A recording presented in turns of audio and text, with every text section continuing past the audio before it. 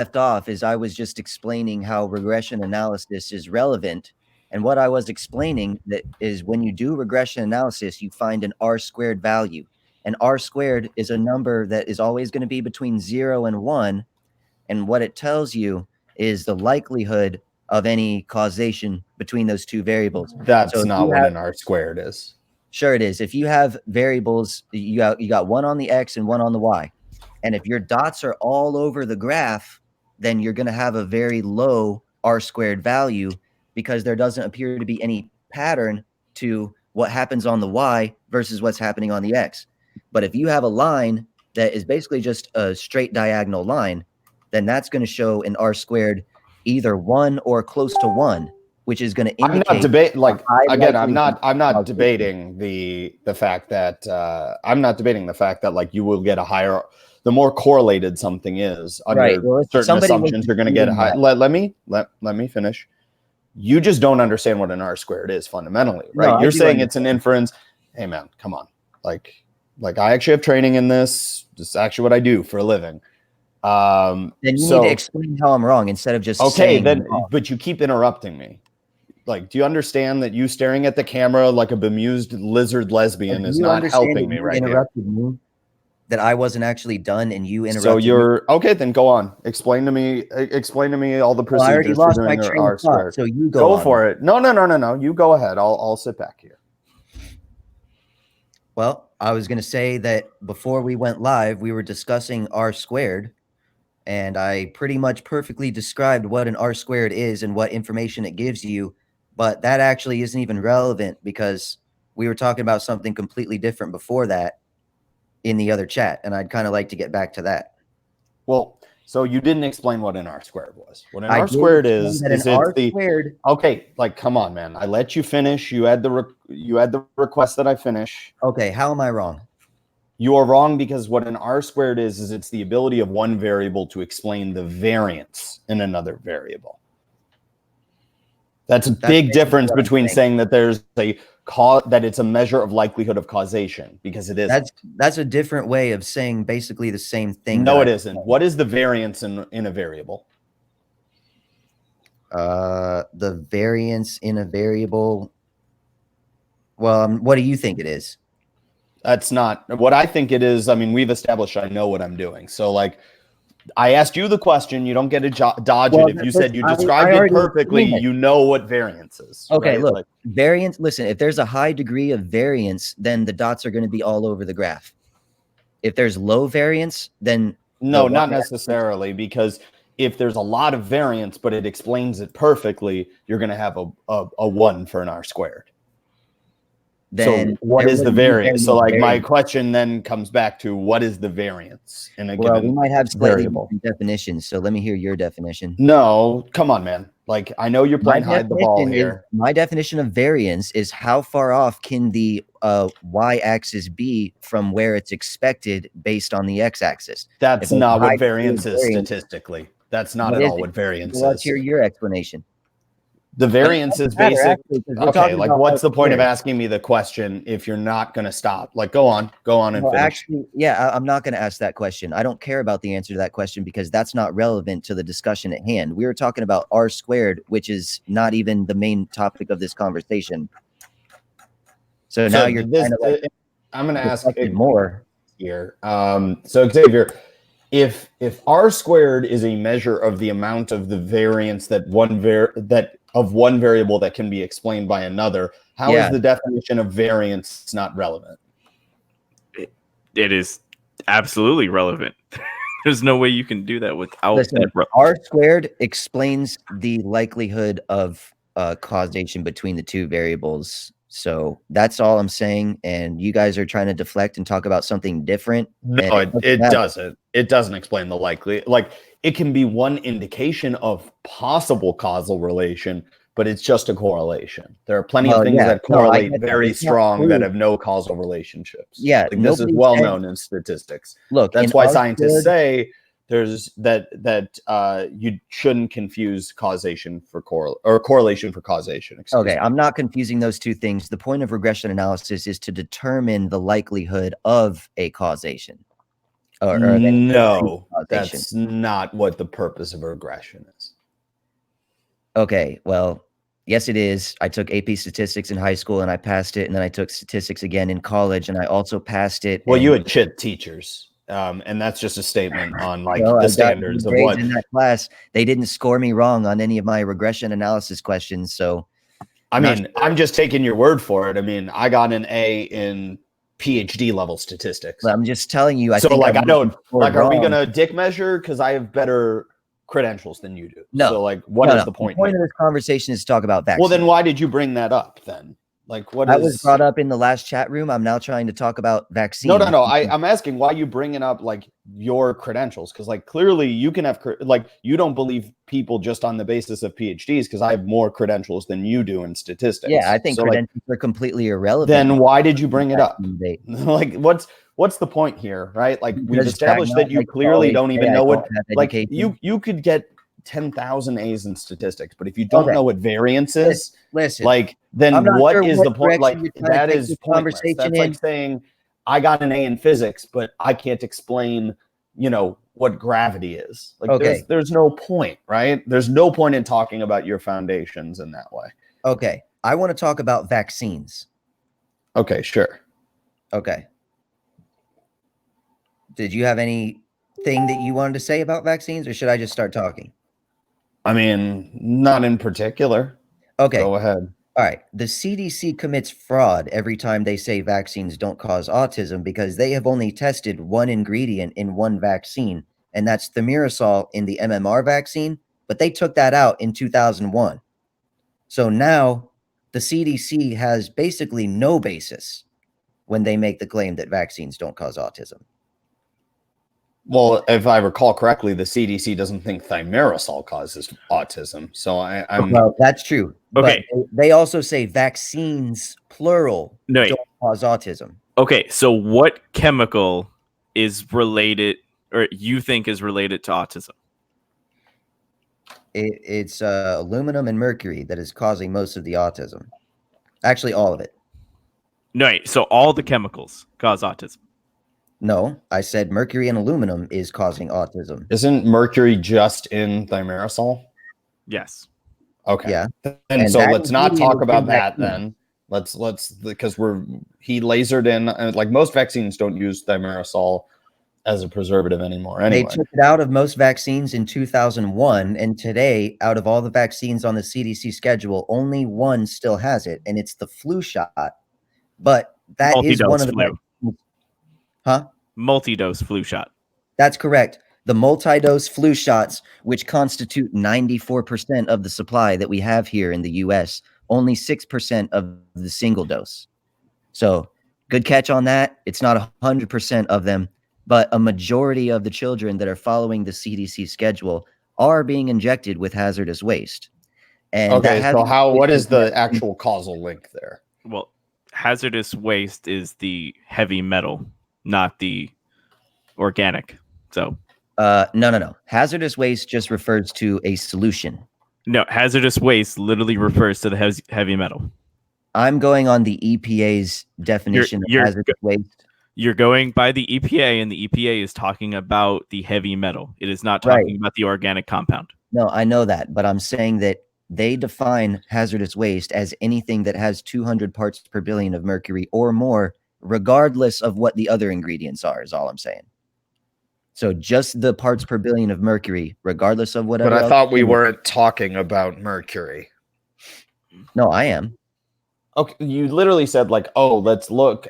We're talking about the CDC's remark on this.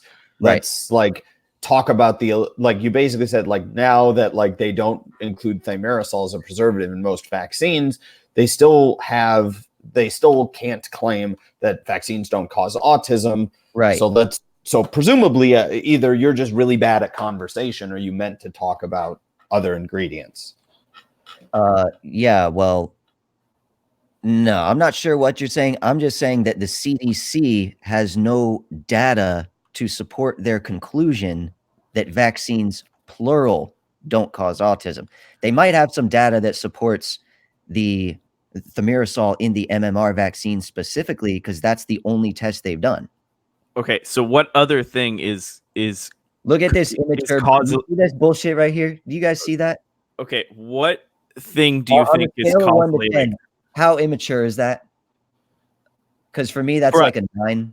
Dude, how immature is it to brag about your AP statistics Okay, Look at this shit that he's doing. performance? Okay, Like, who okay. cares? okay, See, but he actually doesn't want me to talk because he doesn't want me to tell you guys the truth about vaccines. That's why he's doing this little kind of petty shit as a distraction, because he knows I'm actually about to tell you some stuff you That- probably haven't heard. that affects 0% of you talking. I'm not him even showing like that image, but most okay. of the I'm answering emails in It's another a window. Okay. So I have no childlike idea distraction. what he's Okay. complaining about. Listen, Okay, CDC so- has no basis for their claim. They Right. have not tested most vaccines. Okay, what is the other chemicals that are causally linked?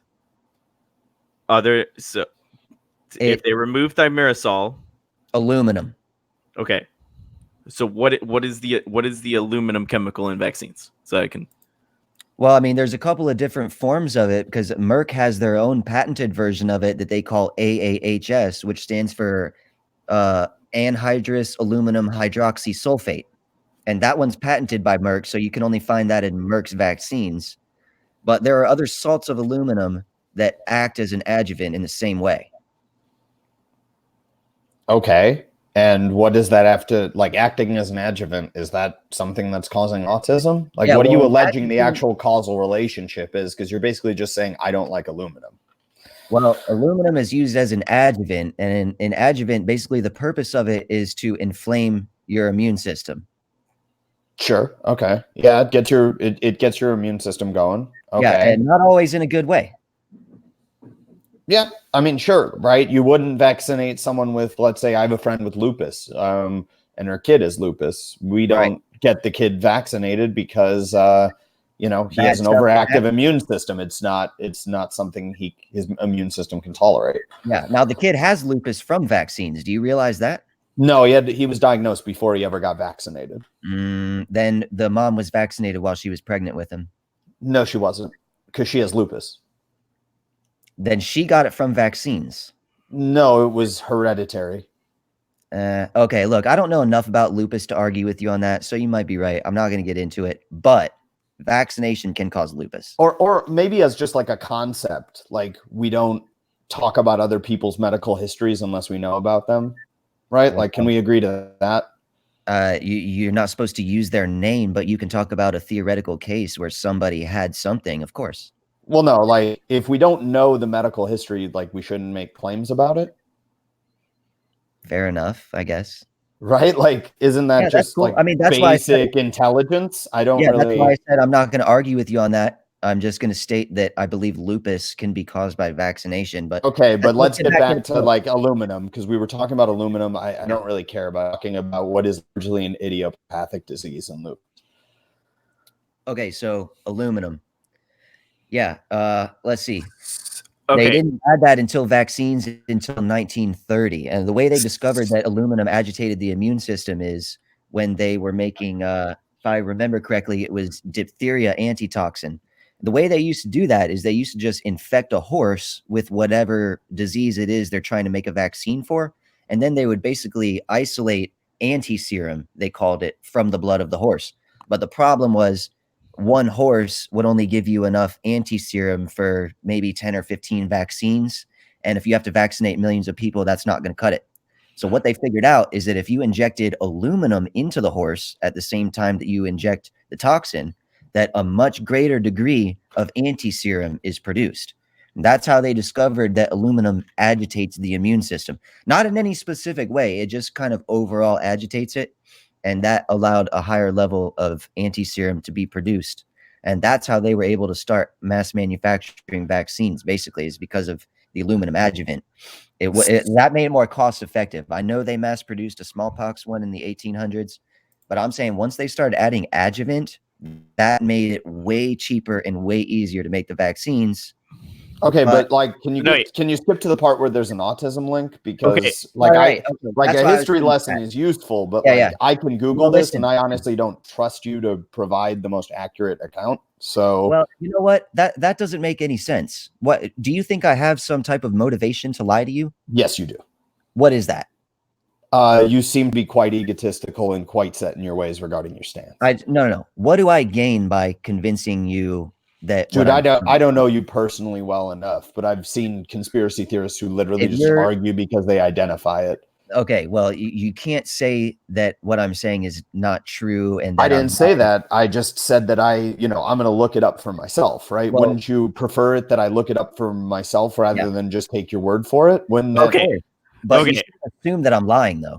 I don't assume that you're lying. I'm not making an assumption either way, man. I'm just saying I'm not going to take what you say to be like necessary fact until there's actual evidence. You should look it up. But let me finish the story about aluminum vaccine. Hold on. I see you got a question. I don't need a historical story. I'm more interested in like, how does this actually affect, right? Like what part of the brain, what pathway?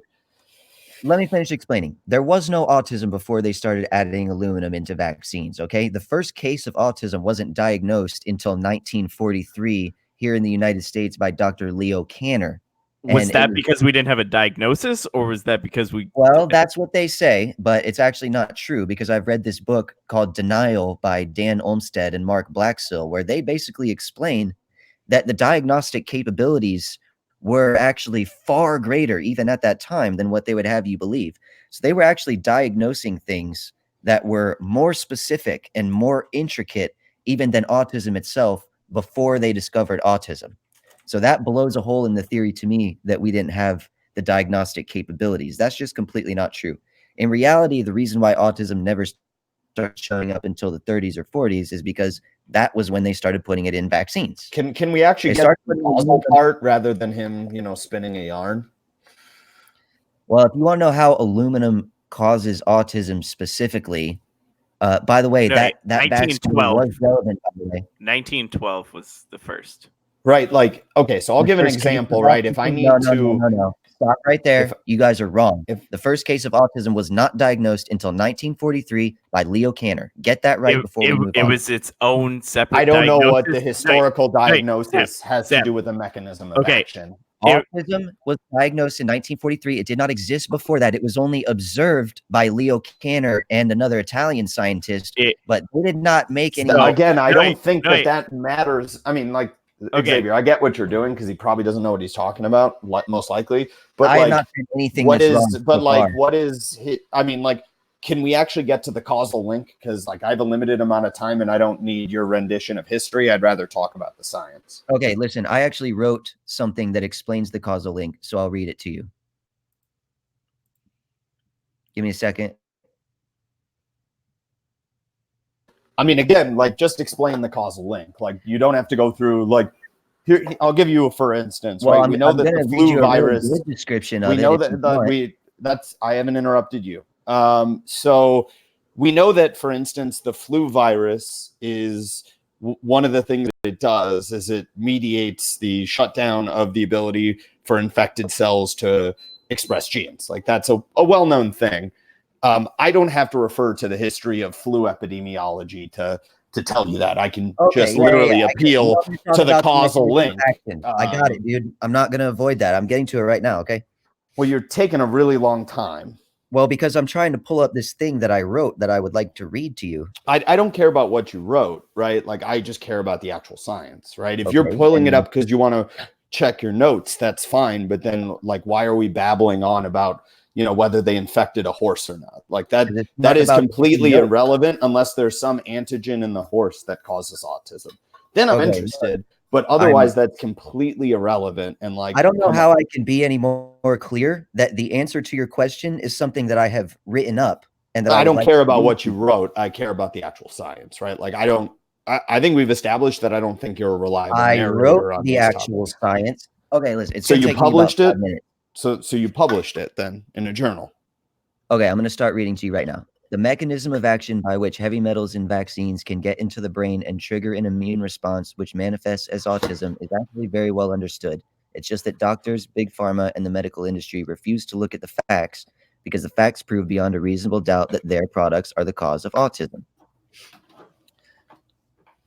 Okay, that's just a statement of motivation. No. Can you actually get to, I'm not interested in your editorializing over this. I'm interested in the actual science, and you're not fucking getting to it, right? This is a bit ridiculous here. Okay, look, when they inject you with vaccines, a bunch of stuff goes into your bloodstream, and it bypasses the two mechanisms of action that your body would normally have to filter them out. The first one is the lining of the stomach, which filters out 99.7% of contaminants, and then you excrete them fecally or in the urine. Okay. The second line of defense that your body has is the blood-brain barrier. So vaccines skip the first line of defense, obviously, because they're injected right into you, so they don't go through the lining of the stomach. Duh. Okay. But then once they're in the bloodstream, how do they get through the blood-brain barrier? Because we all know there's the blood-brain barrier that keeps out toxins from getting into the brain. Okay. Couple facts. First of all, the blood-brain barrier is not formed until the baby is 2 years old. And as you know, most vaccines are given before then. So they actually give them at a time before the blood-brain barrier is formed. That's what allows them to get in there. Plus, there's a chemical that they put in there called polysorbate 80. Polysorbate 80 is not a carcinogen technically, but it has been shown to cause cancer and premature ovarian failure in rats. And it's used in many drugs and makeup products and other stuff like that to increase absorption of chemicals. So that is what it does. It does open the blood-brain barrier. Can you get to the mechanism of action? Like you I'm said, dude. That's not a mechanism of action, right? That is absolutely the mechanism. That's the mechanism of delivery, right? Like that's not how, like, what is actually happening with the compound. Anybody that's watching this is going to agree that I'm definitely staying on topic and being like literally what you said. What, like, I asked you to actually get to what the causative thing is, and all you said was all you basically said was, oh, it gets to the brain via crossing the blood-brain barrier. Well, no shit, Sherlock. That's how anything that's neuroactive gets there. So I'm quite clear on that. So what exactly is, like, is it affecting specific lobes of the brain? Is it actually, like, affecting the cells of the brain? Like, what's actually going on? Okay, so am I allowed to talk now? Can I finish what the fuck I was already in the middle of saying now? I mean, it's odd that you get impatient when you rant like the weird lesbian librarian you dress like. I'm giving you an exact description of how it gets from the needle into the brain and how that causes autism. Well, you didn't do the last part, which is causing autism. I'm getting there. You keep interrupting me. Well, like, again, like, I'm asking for that last part. I don't need to be explained as to how to cross the blood-brain barrier. Like, I know that. The question. So why don't, I mean, like, I get it that you need a script to talk about things, then that's fair, right? Like, I understand that most people do not have deep knowledge of topics, and that's fair. But I'm asking you to get to the, like, to triage, because I have a limited amount of time and get to the relevant. For the last 2 minutes, you have been directly stopping me from finishing my explanation. So you wasted about 2 minutes, okay? Once the carcinogenic polysorbate 80 adequately opens up the blood-brain barrier, the metals are allowed to enter into the brain and begin wreaking havoc. Our immune systems have a mechanism to defend against viruses and bacteria in the brain, but they can't defeat metals. When metals get into the brain immediately recognizes them as a hostile foreign invader, and the immune system goes into hyperdrive, and it sends white blood cells, also known as macrophages, to attack them because the brain doesn't want the metal inside it. However, a white blood cell is not powerful enough to destroy metal. That makes sense, right? A white blood cell eventually dies off, dropping the aluminum back down, triggering your brain to send yet more white blood cells to engulf it. This cycle repeats endlessly, never giving the aluminum a chance to leave the brain. This is how the symptoms of autism manifest. The aluminum stays in the brain, inflaming the immune system, and voila, you have autism, okay? Autistic children's brains are stuck, constantly fighting an enemy that it does not have powerful enough weapons to defeat. The constant battle with the foreign invader that it cannot defeat is the problem. That is the autism. Okay? Does that make sense? So do we have... I'm not completely done. Does that make sense so far? Yes. I mean, like, I don't agree with it, but I can understand what you're saying. Well, what do you disagree with? I mean, go on. You said you weren't done. Okay. Yeah, because a lot of people, the reason why I'm not done is because most people say when... Look, we've established that I understand what you're saying. Go on. Okay. Like, I literally told you, like, I have less than a half an hour. Yeah, I was just continuing and you re-interrupted me again. What are you doing? Go on. Go ahead. Okay, look. There is no safe level of aluminum in the brain. There is no way to use neurotoxins to trigger an inflammatory immune response that is safe. Okay. And we have measurements of that. There's a cytokine called interleukin 6. It's abbreviated IL-6. It's the biomarker for inflammation of the brain's immune system. Because remember, your brain has an immune system that is separate from the immune system that runs the rest of your body. If you don't know that, look it up. It's two separate systems. However, they can share white blood cells. The macrophages can go back and forth, but just remember that it's two separate systems. Okay. Now, I was explaining about the cytokine IL-6, which is the biomarker for inflammation in the brain. They recently did a study where they took 5 children who had autism that died of natural causes. These children weren't sacrificed for the purpose of this study, okay? They died, and then they dissected their brains. And they found a very strong correlation between the level of aluminum in the brain and the severity of the symptoms that the child was showing before he died. And also, for all 5 of the children, they found that the aluminum level was extremely elevated above normal levels. Now, you can argue that 5 is a small sample size, and it is. But, I mean, surely you can understand how they don't have thousands of brains at their disposal that they can dissect. So they were only able to do it with 5, but the results were very clear. So, and then basically to explain how everybody says it's the MMR that causes autism, right? If you ask these parents, they'll tell you he went for his 15-month MMR shot and then he descended. But then people say, but wait a minute, if it's the aluminum that is causing it, then why are so many parents claiming that the MMR is the one that did it? Because the MMR doesn't have aluminum. It's a live virus vaccine. It does not use adjuvants. So people are like, okay, well, how is the MMR doing it if it doesn't have aluminum? This is how. The aluminum is in your bloodstream and it's bioaccumulating already in your body.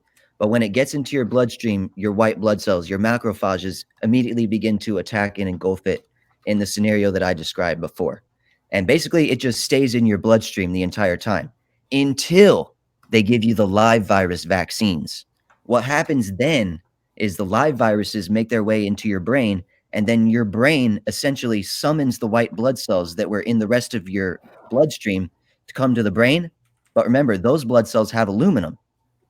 So that's how it happens. The aluminum is already in your bloodstream circulating. Then once they inject you with the live viruses, it basically moves from the bloodstream into the brain.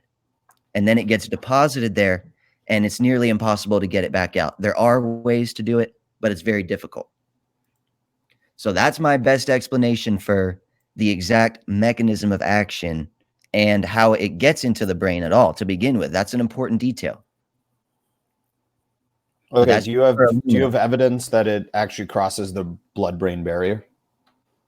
Well, yeah, because how else would it get in the brain? I mean, I'm not claiming it gets in the brain. Well, I'm asking, do you have evidence, right? Okay. Like this is all just some, like this is something that I just heard, right? Okay. So I don't know.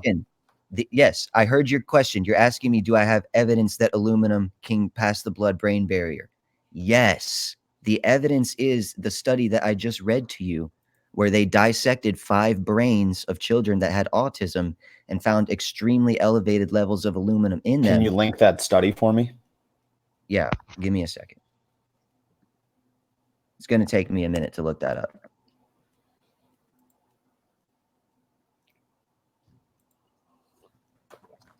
Also, like I work on macrophages. So like him saying macrophage was like driving me crazy. So let me ask you something. My description of that mechanism of action, considering I don't work in the medical field, was actually pretty good, wasn't it? I mean, it's a nice yarn that you've spun, like but I don't know that it's actually like, I mean, you wrote out a pre-written script, so like you're not a terrible writer. Most of that was off the top of my head. I actually only looked at the script a little bit. I mean, for instance, you made a biological error, right? Like IL-6 is present in a lot of different tissues. It's a pretty general inflammatory cytokine. Okay, you're right. But IL-6 is a biomarker for inflammation. Well, so it's literally an inflammatory cytokine. Yeah, I know. So exactly. I wouldn't disagree with that, right? Okay, like inflammation isn't a bad thing. Really? No, you need inflammation to fight infection. Well, that's bad because it means you're infected with something. You don't want to be inflamed, ever. You want to be inflamed No. in a variety of instances, right? Like inflammation is not just this all or nothing thing. It's nuanced, right? Like if you look at the gene sets that are expressed when you have an infected cell, inevitably one of the biomarkers is going to be a pro-inflammatory response. I get that. And that's because like the inflammation is the way that blood gets places. Right. You would also want it in, for instance, muscle growth, because essentially what you want nutrient-rich blood to be directed to an area so that it's repaired, right? I get what you're saying. Exercise works. You need inflammation. So when you give anti-inflammatories to someone who just exercise, they're going to have less muscle synthesis than someone who doesn't. So. This is the thing. The natural state of the human body is not to be inflamed. As opposed to, like, in what scenario? What are we appealing to as a natural state? What I'm saying is that if part of your body is inflamed, then that part has sustained some degree of injury. And that is not the natural state of being. You're not supposed to be inflamed all the time. Your normal state of being is to not have inflammation. And then if something happens, there's a toxin that can cause inflammation, but what you said is that inflammation can be good. No. Yeah. It can, if you mean that it's good because it's your body responding to a problem, then I sort of see what you're saying, but it's not good that you have inflammation because that means there's a toxin in your body.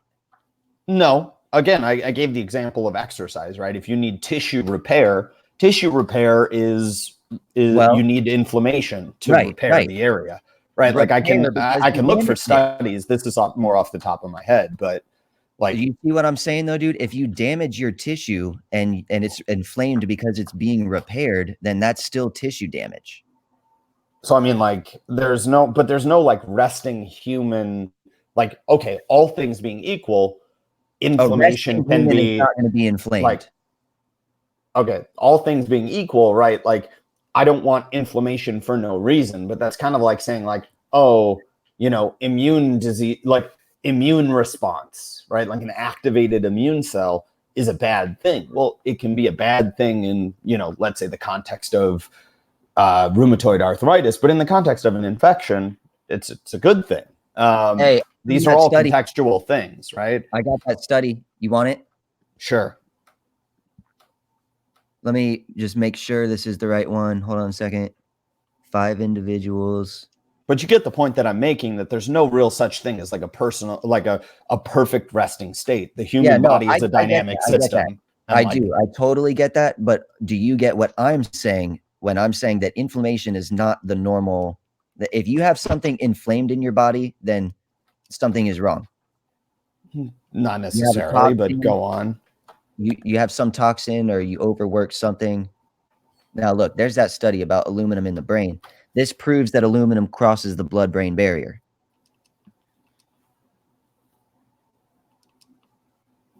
I like these Pew Review. He's coming for that booty. All right, Pew Review. You want a private session? You guys mind if I light up this blunt?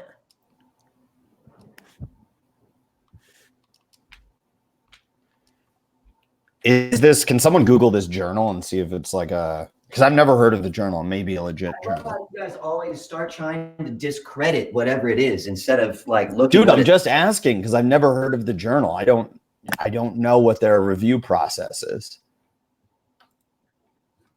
Like, dude, either your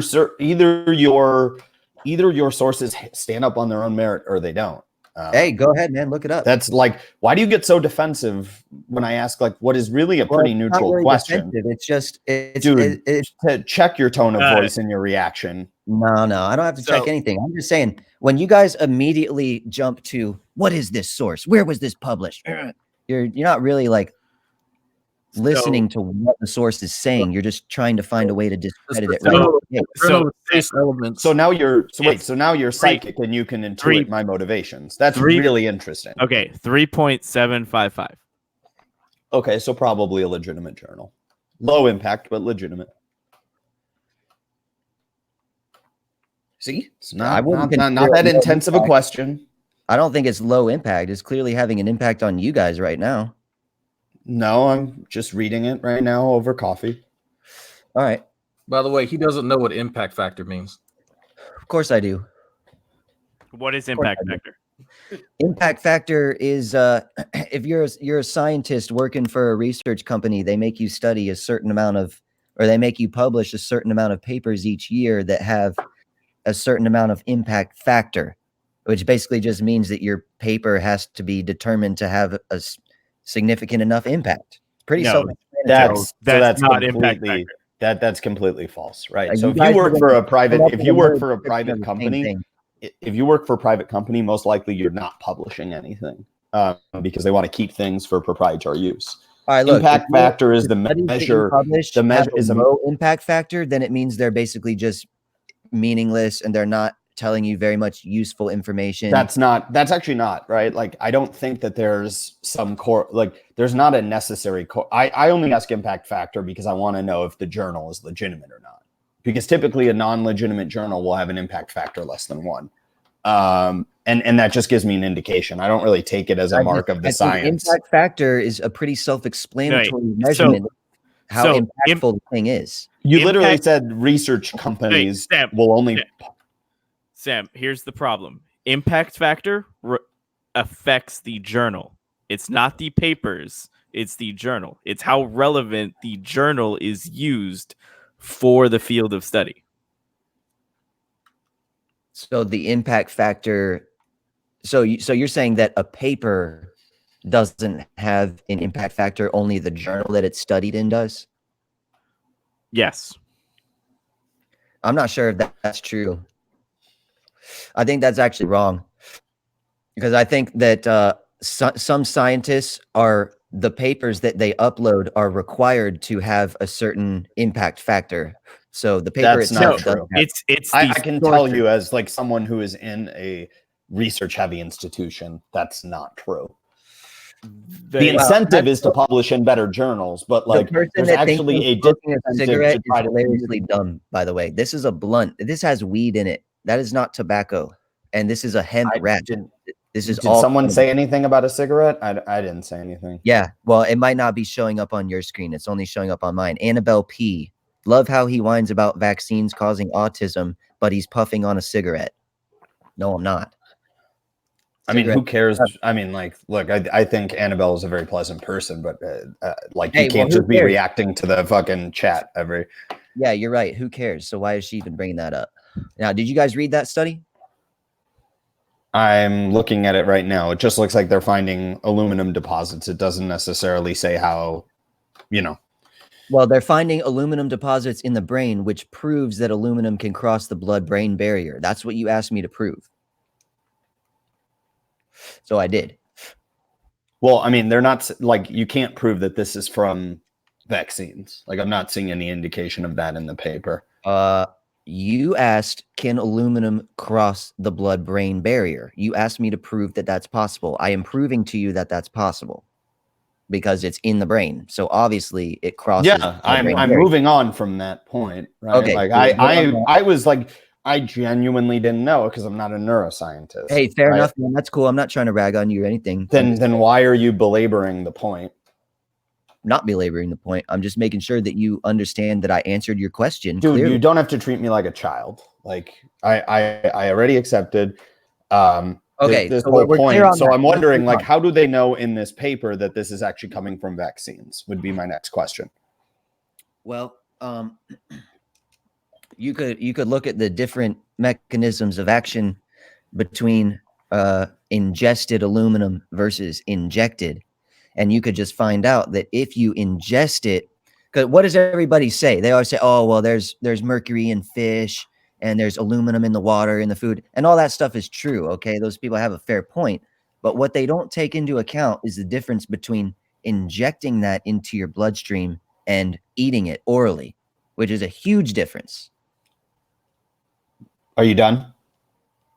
Well, yeah, I can explain the difference. Okay, well, I mean, like, I accept that there's different routes of administration. Can I explain the difference? That's I don't need you to explain the difference. Okay, for the audience, real quick, since this no, is a live video, come on, man, come on. Like, I know you love the sound of your own voice, but just like, for the let's audience. have a. Can I please just 30 seconds? No, we're fine, right? Like, Okay. I think that the audience is probably clear that there are different routes of administration for different drugs, and that different routes are differently efficient in different ways, right? Like, I think that that's pretty clear. So my question would then be is like, okay, like that's all well and good, but how does that actually prove that the vaccines are causing enough aluminum to be accumulated that that this is obviously that this is the result of vaccines? Because the big thing here, right, is that the accumulation of aluminum is high. That's what the paper is saying. Now, granted, this is a very small sample size, so I wouldn't take this as representative. But like, what do you have evidence that this is actually caused? Because there's multiple routes, right? It could be that these people work near a heavy metal factory. Could be that, you know, their parents were heavy metal workers. We don't know what the exact cause is. So why are we saying it's vaccines? Well, I mean, why would you not look at vaccines as a potential? I'm not saying we shouldn't look at vaccines. We should look at any potential cause, totally, but I'm asking for the positive evidence. Like, you're spinning this yarn, but it's absent evidence. No, this is evidence. This is very strong evidence that aluminum is the problem for autism. No, this is evidence that 10 samples showed a high amount of 5 samples. 5 samples. 5 samples. Oh, well, it's 5. Yeah, I mean, like, that's a small sample size. I wouldn't say anything general based upon that. This study shows a statistically significant correlation between the aluminum content in the brain and the severity of autism symptoms. Yeah, so, but that's, again, like, statistical significance doesn't mean biological significance. Sure. Well, I mean, I'm not saying that this is proof that. Well, if let's not talk about statistical significance in this small of a sample size, because like I hardly see how it's going to be relevant. Because just because it's a small sample size does not completely invalidate it. I mean, medical. I didn't say it was invalidated. I'm saying, like, that's not going to be a convincing argument to scientists. I'm just letting you know. Well, a lot of people don't actually even realize that aluminum can get into the brain, and then when they find out that not only can it get in the brain, but it's actually correlated with severity of autism, then that makes them go, huh, that is actually a little different from what I thought, or they at least go, hey, that's a new thing that I just learned. I did not know that. I mean, that's fine. Like, it can be a new thing that someone learned, but that doesn't establish causation. So, like, I'm more interested in causation, right? I'm not like, I can tell you plenty of mind-blowing facts. Are you still there? I think we lost that guy. His internet is shit. So okay. Well, yeah, I mean, look, I think it's a little silly to know that children are being injected with aluminum above what the FDA says is safe.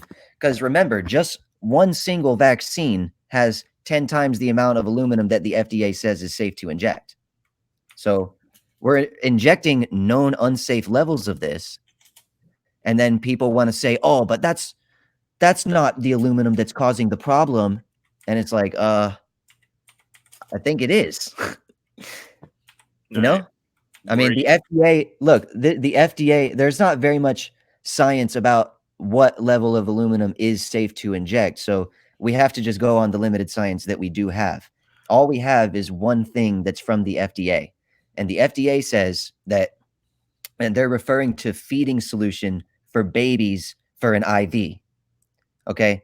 So they're saying that 1 liter of feeding solution, 1,000 cc's of it, that's how much a baby on average is going to consume in a day if he's being IV fed. Okay. And they say that you can have 25 micrograms of aluminum in that. So what the FDA says, you can inject 25 micrograms of aluminum per day into a baby. So and that's the only guideline that we have. Where are you getting this from the Can you? Yeah, I mean, first I would like the sources, but like, Yeah. I would. Well, you guys like, I would be help me look interested it up. in the. I'm more interested in like that we know that it's the vaccines that are doing this, right? Like, because maybe it's a possibility that aluminum exposure, aluminum exposure causes some sort of toxicity. Like, that's possible, right? Listen, like, there are plenty of things that what I'm saying, and I think it's going to make more sense. We need actual evidence that they're contributing. Yeah, All we have is a correlation based on 5 samples. No, well, I have a lot more than that. That was just to demonstrate that aluminum can cross the blood-brain barrier. If you want studies that show a correlation between aluminum and autism, there's lots of that. And I can get to that in a second. But I was explaining something else a second ago, and I think it was really good, so I want to get back to that. What was it? I don't know, man. When I try to remember things, I don't smoke. Oh, okay. It was the FDA. It was the FDA's limit for aluminum. So they say that 25 micrograms is how much you can put in a liter of feeding solution, and that's how much you can give to a child. So the FDA, 25 micrograms per day injected. But one vaccine can have 250 micrograms in it. So you can violate the FDA's standard for FDA injection by getting a vaccine. Can you show me the source on that, please? For the FDA, yeah, I want you guys to look for this too while I'm looking it up, just in case I don't dig it up. Man, I'm not bringing the claim, so I'm not going to do your homework for you. Well, okay. I think that's fair, right? Like, so if I make the claim, for instance, fair. I'm just saying, you guys can also look this stuff up too. I mean, you can look up that the FDA has established a safe limit for intravenous feeding fluid, and they've established it at 25 micrograms. Well, you don't necessarily need me. Yeah, but like, I'm not bringing that to bear as a claim. So I'm just asking you to back up your claim. Okay. You don't have to get so defensive. I'm just saying it's going to take me a second because I have to dig through this list of things. That's fine. You don't have to be as aggressive as you're being, man. Well, I'm just saying you guys can look it up too. That's all. I know that I can look it up. Hold on. I'm not disputing that. I'm just asking. Okay. I'm going to see if I can rejoin on my phone. So quit distracting me. I'm sorry. Evidently, we're meant to be silent while Princess here is. Well, Googling. I mean, don't be talking to me while I'm trying to look something up. Hold on. Don't even remember where I have this saved, to be honest.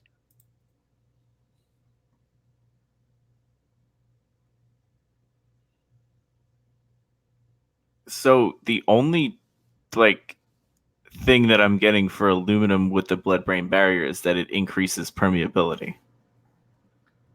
Well, I'm not sure. I don't think aluminum increases permeability of the blood-brain barrier. I am getting direct references to that. There's a chemical in vaccines called polysorbate 80 that specifically does that and is put in there for that reason. Is that what you're talking about? Copy. Paste. There you go.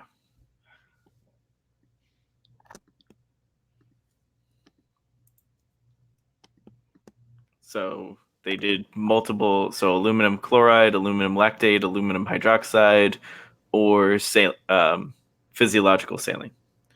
And then 2 hours later, they did a sucrose injection. And so they were able to find sucrose in the brain. Okay, well, I stand corrected on this. Looks like you were right. So this study is saying that aluminum actually opens the blood-brain barrier. And look, it says these findings indicate that exposure, blah, blah, blah, the induced change is reversible. So I don't know, maybe it temporarily opens it. Yes, for a maximum of 24 hours. Okay, well, yeah, that makes sense. But I don't think that aluminum is the main thing that opens the blood-brain barrier and allows the aluminum to be transported into there. I mean, maybe it has that effect to some degree, but the chemical polysorbate 80, they put that in there for that purpose exactly. So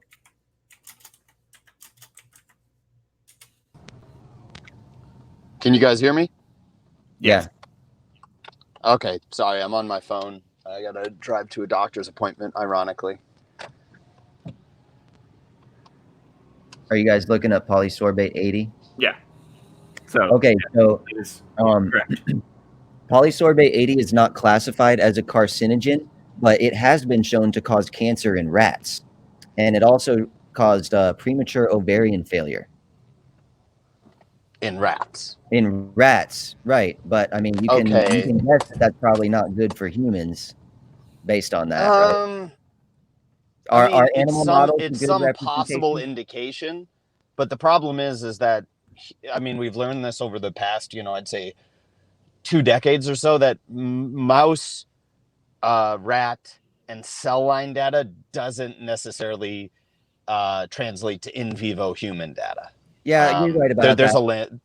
Like, Okay, I'm not I going to think argue. that's not really going to be convincing justification. Yeah, no, you're right. You're right. And I'm not trying to argue that polysorbate 80 is a carcinogen. That's not part of my argument. I'm just saying that they put it in there to open up the blood-brain barrier, which helps the aluminum get through. But there's something else that you guys should know. Did you know that the blood-brain barrier is actually not fully formed until the child is 2 years old? I would need a source on that because I actually don't know too much about neurodevelopment. It's not my Yeah. area. Two things that are not formed basically at all when the baby is born is his immune system and the blood-brain barrier. Those things develop. Blood-brain barrier is there. It's there. It's there, but it is not fully formed.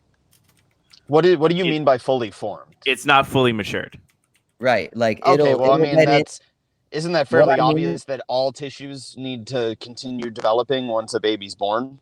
Specifically, what I'm saying is the blood-brain barrier has less ability to filter stuff out right when the baby is born than it does when he's 2 years old, because it forms over those 2 years.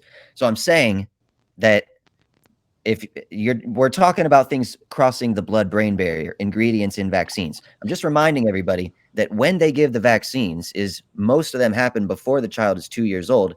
That is a time when the blood-brain barrier is not even mature. So it's even easier to get in there, is what I'm saying. I mean, I think you'd have to. So that's a different claim, right? You can claim that tissues aren't fully developed when a child is born. Right. I'm on board with that. Like, I'll accept that sort of like as a starting point, but you have to prove that that's a relevant factor here. Yeah. Well, I'm saying that the blood-brain barrier has less ability to filter toxins when it's immature. I literally said I don't disagree with that. I'm asking, I'd actually have to research to what degree that would be relevant and whether it is relevant, right? Like whether it's relevant with the dosages and with the pharmacokinetics. Okay. I'm just saying that's part of how it might be able to get into the brain easier. Well, again, like you're presenting this as a positive case rather than a plausible thing, right? Like I'm more interested in what's actually like a plausible mechanism than like a possible account, right? Well, yeah. I can invent things that are possible accounts. That doesn't really mean anything. And nor should it, right? Like, can I respond to that? Should matter. Okay, can I respond to that? I think I did describe a mechanism of action. I mean, I talked about how it gets right into the bloodstream. It bypasses the lining of the stomach, which is the body's first line of defense. Then it gets into the blood-brain barrier for a couple of reasons. A, the thing's not fully formed. B, they put polysorbate 80 in there, which opens it up. C, I just learned from you that aluminum also opens the blood-brain barrier. So that's the mechanism. I didn't say that. No, so that's Xavier. That's confirmed in studies. I learned that so thank you, Xavier. I mean, I can learn from you guys too. I don't know everything. So that's an example of something that I learned from you guys. But what I'm saying is it opens the blood-brain barrier. That explains how that happens. So that explains how aluminum could get in there. And then we saw the study where the children with autism had elevated levels of aluminum. So it seems like it wasn't children. Some of those most of those samples were from postmortem adults. Yeah, you're right about that. But I mean, it's still aluminum in the brain is the point, whether they're children or not. Yeah, but you would have to agree that like the route of administration and the route of possible exposure is going to be different between a child and an adult, right? No, I don't see how. Well, I mean, for one thing, you were just going on about how the rates of exposure are going to differ, right? Because there's like the odds that, for instance, someone works in an aluminum siding company as an adult are much higher than as an infant. I think we'd agree with that. Yeah, Is that yeah. controversial? Okay, I see what you're saying.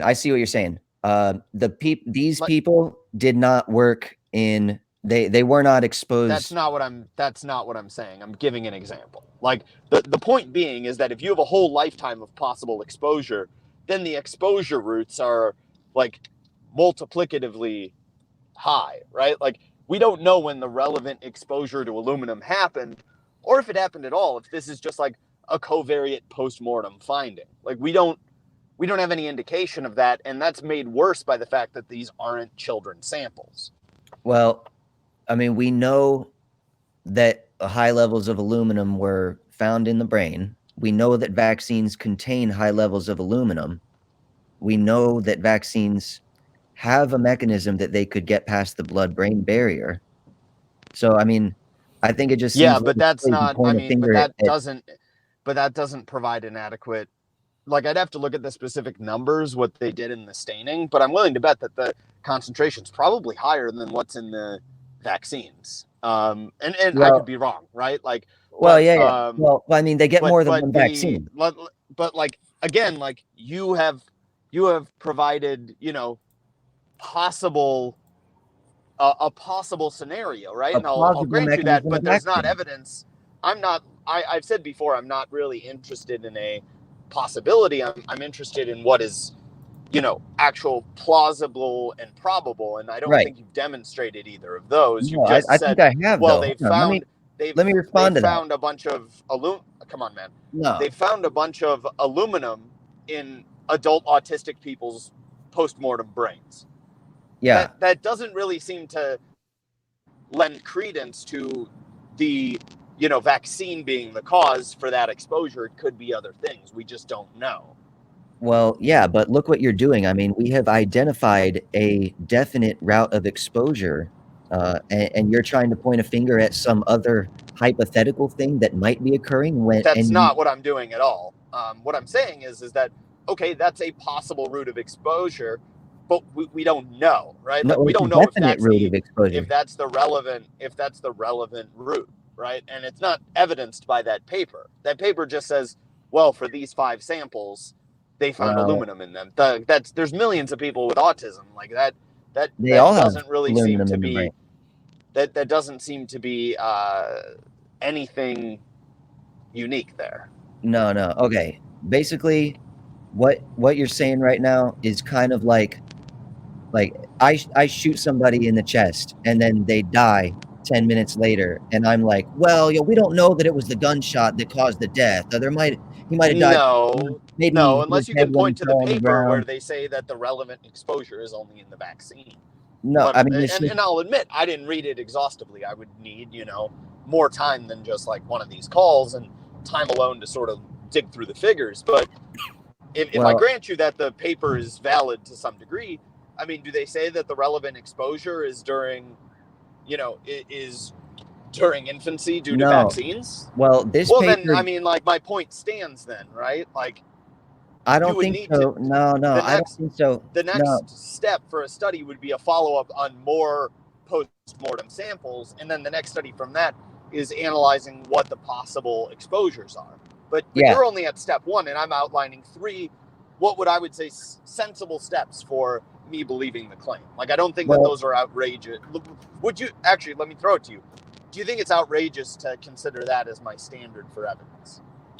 I certainly don't think that calling for more study is unreasonable whatsoever. Absolutely not. I mean, they should have repeated this study a long time ago. It's amazing to me that they haven't followed up on this. Well, the study only came out in 2017. So yeah, I think 2 years. I mean, that's not a long time, right? Like, the turnaround time for a publication for a project from birth to death is usually over 2 years. Well, look, to answer your question, yes, I completely agree with you that more study is necessary on this, but that we can't disregard what we have.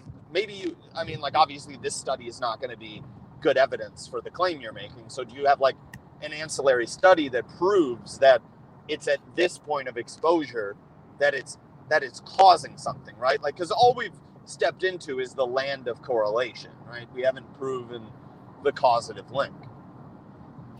Well, I mean, we've also observed correlation that they get autism right after the vaccination. But It's again, not like how much of that is due to vaccination schedules overlapping with when people get diagnosed typically? well, I don't think very much. That's a pretty good, like, if we've improved detection methods for Yeah, early childhood no. and most vaccines are early childhood, I mean, I think that's an adequate explanation there. Like, we've got to step out of the land of correlations because we can invent explanations that fit the correlation. We need to go into causation. Let me respond to your points as they come. You said that well, basically you're saying that you think that we're just diagnosing it better, or that we're just observing it better. I don't think that's not what I said, right? So you don't what I think said is I mean, like, whether or not I think that, that's not what I said. Well, do you think that? That's what I got from what you said. Well, I mean, then you just weren't listening to what I said. What I said is that what you need to do is you need to demonstrate that time of vaccination is actually causing the supposed neurotoxicity.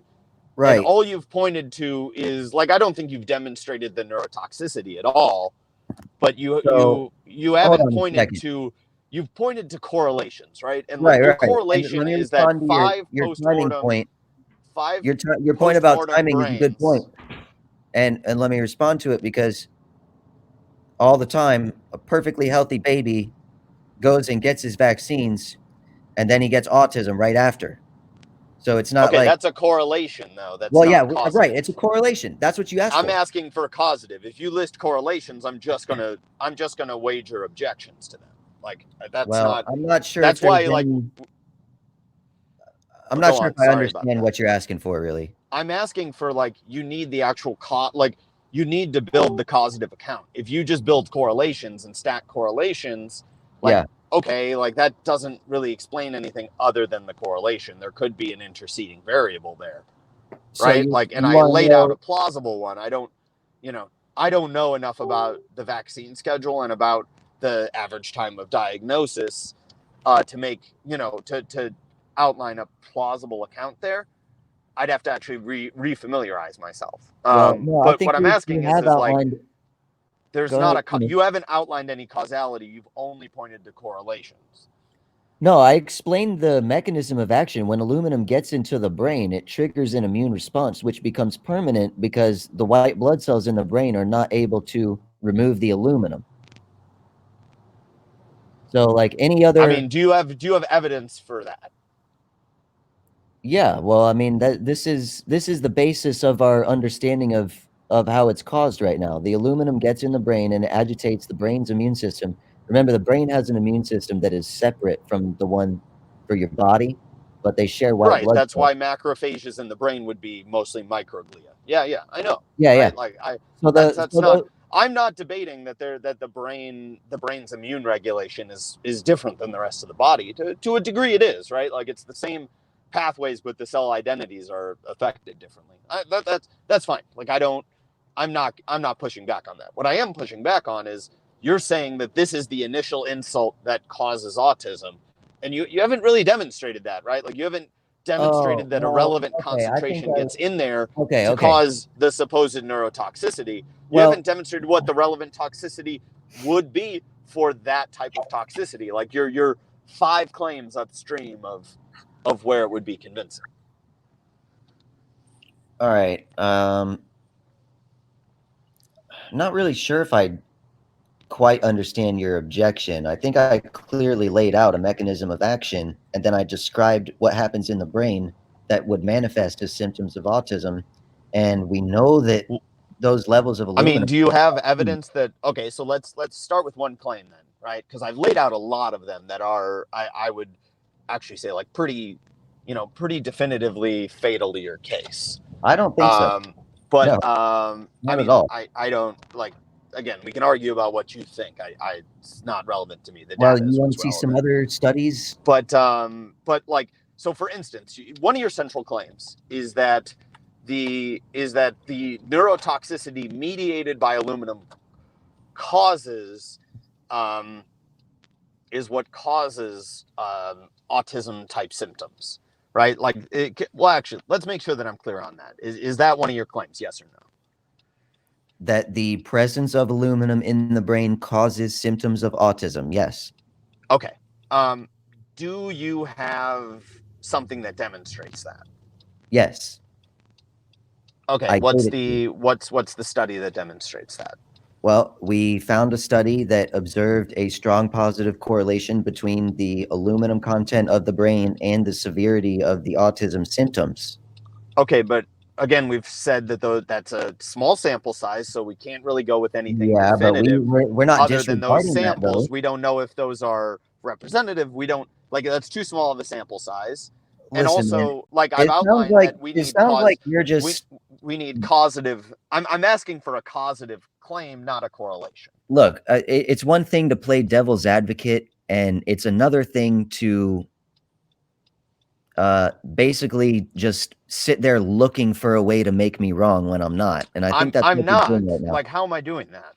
Well, I just think that I did explain a mechanism of action. I did explain a very plausible thing that makes a lot of sense for how kids might be getting autism. I mean, in your opinion, it's plausible. Well, I disagree. In any right? rational, Like, I don't think you've demonstrated the plausibility. You've demonstrated a possible account. The only people that don't think that's plausible is people that have some type of conflict of interest in this debate, which actually prevents them from looking at things logically. I mean, I've laid out where my objection is, right? Like, so you can psychologize me all you want, but like, I've asked for something that's actually fairly necessary to your case, which is that like aluminum actually causing those symptoms, right? If there's evidence that it does, yeah. Well, I'm interested in learning that. You just haven't presented that yet. You've presented a correlation. Well, by we your own know admission, that they use aluminum, and a correlation doesn't demonstrate causation, so we're back to square one here. Listen, if you're asking me to produce some type of authoritative sounding thing from some authoritative big journal or big source, I'm not going to be able to do it because they refuse to publish this kind of stuff. So, so you might we're let me finish here. You might be cited a demanding journal a level that of actually evidence that seems to be, from all indication, I haven't looked into it deeper, seems to be legitimate, and it noted this correlation between the for 5 individuals, but for a concentration of aluminum in the brain. Like, I didn't object to that. I said, you know what, let's take that on board. That's not a big deal to me. Right.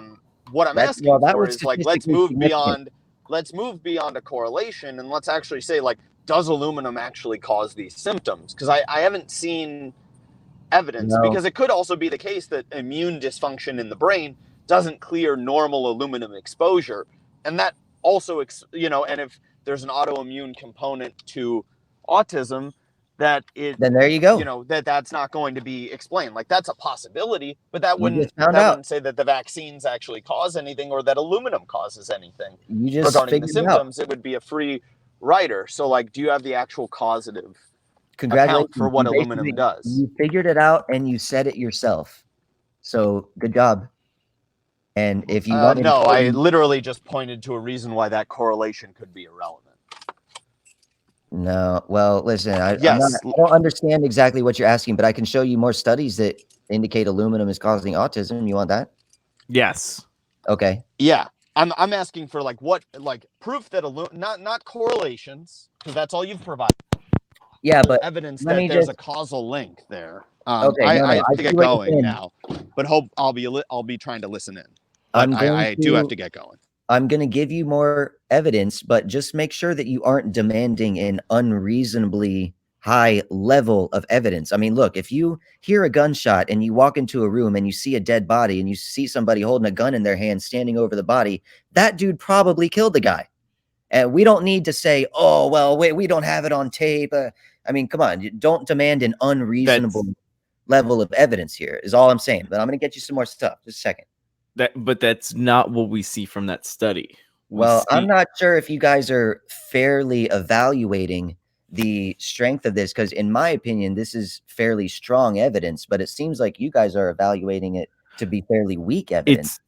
It's corollary evidence. It's saying that these two conditions are occurring at the same time, but we don't. It's significant. I mean, I gather significant meaning when I read this study. Do you guys just gloss over this and go, this is probably junk? Well, it doesn't have a large enough sample size, and the ages of the participants are too radical. Well, let me respond to that. The sample size is, you're never going to be able to get a large sample size of brains to dissect, because just most people don't want that to happen to their kid's body. They want to cremate him or they want to bury him or whatever. So a sample size of 5 is actually good given the scenario. You know, I mean, that's better than 1 or 2. We can gather some meaningful data from that. And then the fact that they are older, I don't think it's really relevant, because what I'm saying is the vaccines deposit aluminum into the child at a young age. That aluminum will stay with the child for the rest of his life. So even though he's grown up and become an adult, the aluminum is still there, still causing the problem. So I don't really see that as evidence against what I'm saying. So you're making conclusions that the paper doesn't cite. Well, I'm not making that conclusion based only off this paper, though. I have a bunch of other stuff that I'm uploading right now for you guys. Okay. And then what I'm saying is the radical ages. You have a 44-year-old, you have a 50, you have a 22, you have a 15, and you have a 33-year-old. Right. And you have to keep in mind that these people died of natural causes. And, you know, just because they had autism doesn't mean they're going to die when they're 5 years old, or they can still live 20 or 30 years or whatever. Yeah, we had to wait for people to die before we could dissect them. But I understand. You have to factor in. You're objecting that the age, maybe there's a difference between these old guys and when most young people are getting vaccines. I understand your objection, but what I'm telling you, no, you're not So we haven't looked into what these people's lives were like. We haven't looked into the conditions that they were exposed to. There could be enough. What you're saying is you're asking me to disregard this very obvious proven aluminum that got in them and consider that some other type of aluminum from another source may have gotten in them that is actually the cause of autism, and that is just senseless. So I'm saying that without the other source, so you need to link these other sources. So that's what until I see these other sources. I got a couple. Okay. Next one. You see what I'm saying, though? They had to wait for them to die. I mean, you can't kill a person so that you can dissect their brain while they're 5. You know, I mean, they had to die naturally. So this image is, I'm not getting an image for that link. Okay, listen, sometimes Imager takes like 30 seconds to upload, so just give it a few seconds and then refresh it, and it'll probably work. I deal with this shit all the time. Imager sucks. If somebody has a better file sharing site they'd like to suggest, that'd be great. Try it now. I'm refreshing it constantly. Okay. But so that study by itself is, well, no, I have a bunch. I'm giving to you one at a time, but I mean, there's lots. Oh, look, I think I just found the thing.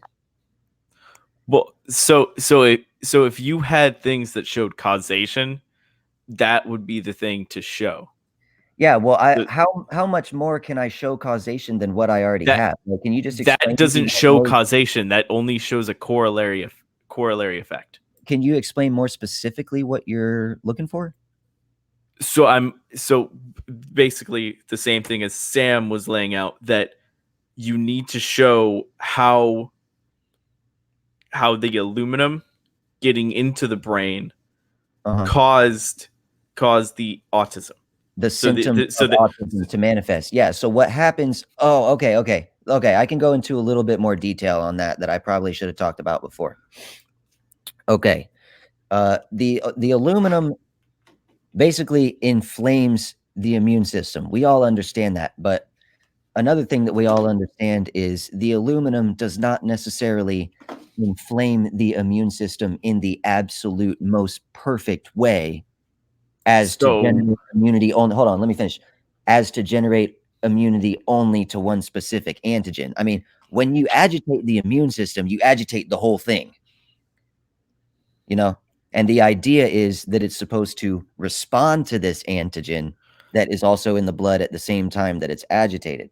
But the thing is, when you agitate an immune system, you actually just you enhance the immune response to everything. So everything else that is in your child's bloodstream, the immune response to that is enhanced as well. Does that make sense? And that's how anaphylactic food allergies happen. So I understand that it causes brain edema. Inflammation, yeah. Yeah. Okay. So do you agree that brain inflammation is a precursor to autism? So it has a corollary relation, but well, I don't think people have shown that it has a causative effect. Well, don't you think every case of autism also has encephalitis, swelling of the brain due to inflammation? But that would mean that everybody that has swelling of the brain is autism. No. If it has a causative effect. No, it's not true that way, but it's true the other way. Everybody that has autism has swelling of the brain, but not everybody that has swelling of the brain has autism. So that would be a corollary effect. Yeah, but I'm saying it doesn't go both ways, like you said. I just want you to recognize that. I'm just saying everybody that has autism has some degree of brain inflammation. There is no such thing as autism with 0 degree of brain inflammation. Full stop.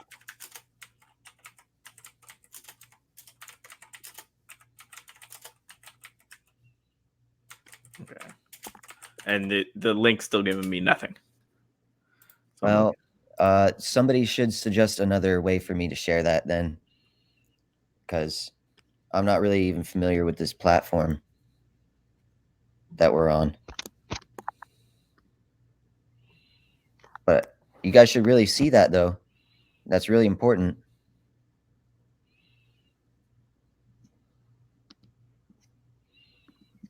I know of one called tinypic.com. Maybe that works. Okay.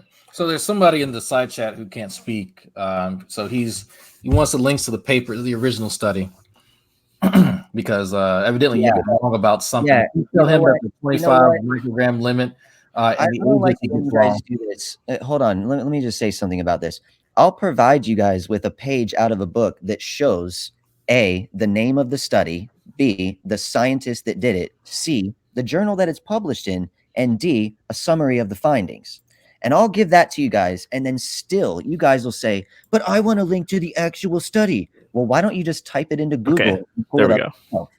Okay, it's not our job to find your stuff. It's not our job to find your stuff. If I go and send you on a wild goose chase, listen, for 50 links, is that fair to you? Hold on. The thing is, you're demanding something else as if what I'm giving you is not accurately portraying the message that I'm trying to send, and it is. I can give you a page summary of it. It's actually not. It's actually funny you mentioned that. In our last discussion, that we found that not to be the case. So if you have somebody lied. You can claim that. That's fine. You can claim that. But looking at there's no dispute if you go to the original source, right? It shouldn't be a problem for you. The fact that you don't have it on hand is that's your problem. You are the one that brought up the claim. You're the one that's evident. You're the one that's responsible for finding the evidence and presenting it. It's not anyone else's job to find your stuff. Dragnot, would you mind just piping out like you were for the last 30 minutes? Because we were really having a pretty good conversation. We were getting pretty far, and the conversation was going well. Conversation went absolutely nowhere. No, it went pretty fucking far, actually. And as soon as you came back in, you start being hostile, and now we're talking over each other. Well, I was having. It would help if you showed some type of civil discord. Like if you. Dude, I have been so civil the whole time, and then I've had to actually correct you several times about you over talking. You're still doing it, and I'm not going to let you over talk me. Okay. So if you don't like that, then you can show some decorum. Then you can show some decorum yourself, and you will receive it. That's how I have to treat my son. That's how I have to treat you. Yeah, the thing is, I was totally fine. Actually, he had to correct you several times because you kept trying to overtalk him. No, that's not true. That's not true. Okay, so this is live. There's 80 people watching. So people in the chat, did Sam have to on multiple occasions tell Parker to how the conversation takes a turn for the worst as soon as he because I'm not going to let you overtalk me. That's too bad. back to the studies, please. Cool. And you provide the link to your studies, period. Look, I'm giving these guys what they asked for. Getting shitty screenshots that don't work, like trying to work with you. Like, it's not anyone else's problem that you're incompetent. You know what? You are not trying to work with me right now. Do not come in here I'm giving you time. trying to work with me and trying to be friendly. You're absolutely not. You're interrupting me. The conversation. Interrupting me is not kind. Sorry. Interrupting me multiple times is not kind. When you show some social decorum, you will receive it. Let me ask you something. You know of a file sharing site that works better than Imager.com? Drive.google.com. Dropbox. So this study that you linked right now for that. So I was asking for causation. It itself states in young children, a highly significant correlation exists between the number of pediatric aluminum adjuvanted vaccines administered and the rate of autism spectrum disorders. Yeah, I mean, I'm not, like I said, if you're looking for a source that, I don't quite understand. You want more of the scientific mechanism, perhaps? So correlation shows that one condition is also present when another condition is present, but it doesn't show that one condition caused the other condition. And what would show that? Like, can you give me an example of a show of causation that would adequately satisfy your demands? So it would be that aluminum exposure was present before the autism syndrome, and that post the aluminum exposure to a certain degree caused the exhibition of autism disorder. So you want a study that measures the aluminum content of the child before he receives any vaccines. Then they vaccinate him. And if he gets autism, then you want one that measures the aluminum content after. Is that about? But that still wouldn't show a mechanism of action. I mean, that wouldn't show what you're asking, would it? That would only show that the aluminum caused it.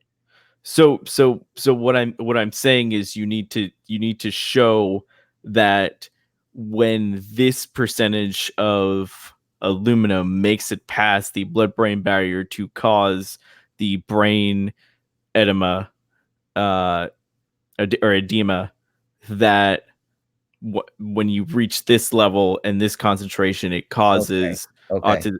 Because otherwise you're still showing correlation. I think I get it. So you don't have a problem with anything else that I said, but basically you're just saying that you want something that shows, basically a threshold. You're looking for a threshold, and if you go over that concentration, then autism happens, and you want a study that definitively shows that. And I think I get what you're saying, but the problem is I don't think I'm going to be able to produce that study because the threshold is different for every child. You know, like some children just have naturally more robust mechanisms of detox than others. So a child that has a very robust detox system is going to require a higher concentration of aluminum to push him over the edge. Okay, so someone's asking, Parker, for you to put the link to whatever study you're referencing, and just put the link or just have the title, and someone's going to find it. Yeah, the title. Okay. Exactly. That's why it bothers me so much when you guys ask for the link, because the pages that I show you, they do have the title. They do.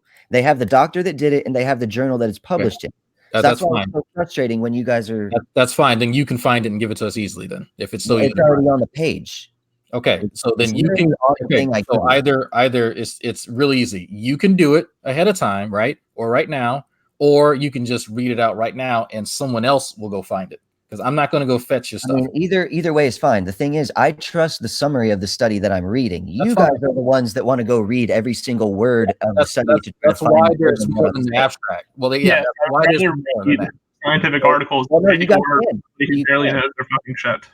I encourage you to do that, but at the same time, I encourage you to produce the article. Can you do that? What? I encourage you to produce the article. Can you do that? Yeah, I mean, it's just I think it's Can you or can you not? It's pretty simple. Yeah, let me pull it up. But I'm not going to do this every time because I believe. You're not going to substantiate claims that you make and expect us to just believe it. Yeah, when I show you a source that is out of a credible book that summarizes the study and gives you all the information, Okay, you need to look it up. Books aren't really a great source of information. It's good enough for me. So if that's not good enough for you guys and you need more, then okay, you go look it up. It can be good enough for you to say that the sky is blue because I've seen it, and that's not convincing to other people. Hey, I have a couple of questions I'd like to ask. So do I. Parker. Okay. The initial cause of the genetic changes that result in autism are toxins, correct? Yeah. Okay.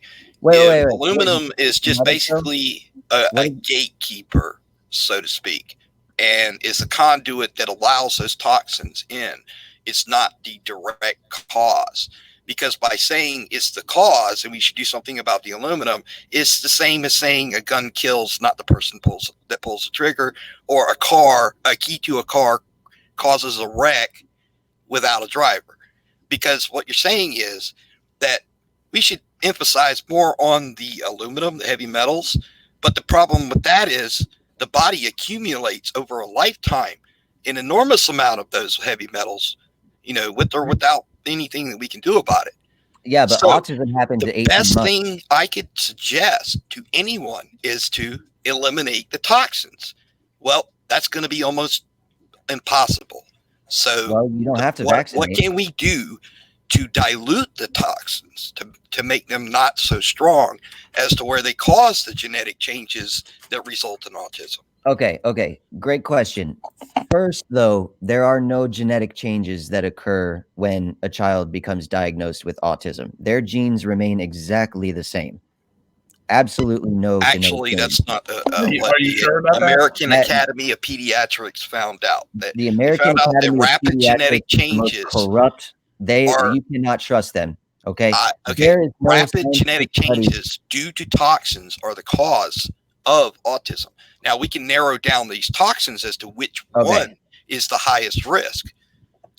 There is no study anywhere that shows the genetic makeup of a child, and then you vaccinate him, and then you show a different genetic makeup. There is absolutely no study that shows that.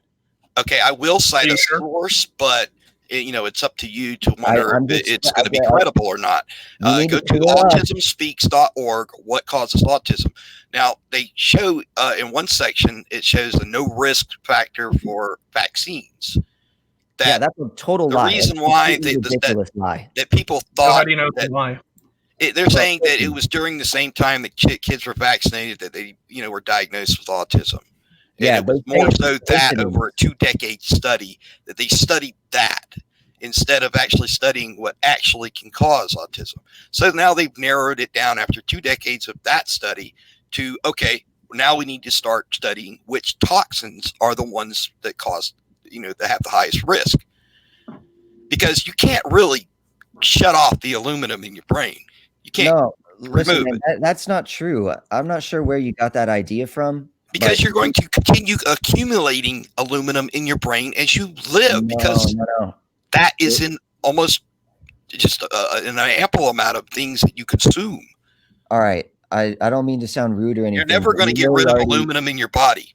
Okay, look, we already that would be a delusion if you think you can. You can't do that. You can't get rid of all of the aluminum in your body. But you cannot put it in there to begin with. It's actually part of your genetic makeup. Aluminum is not part of your genetic makeup. Not 100%. No, aluminum is not part of your genetic makeup.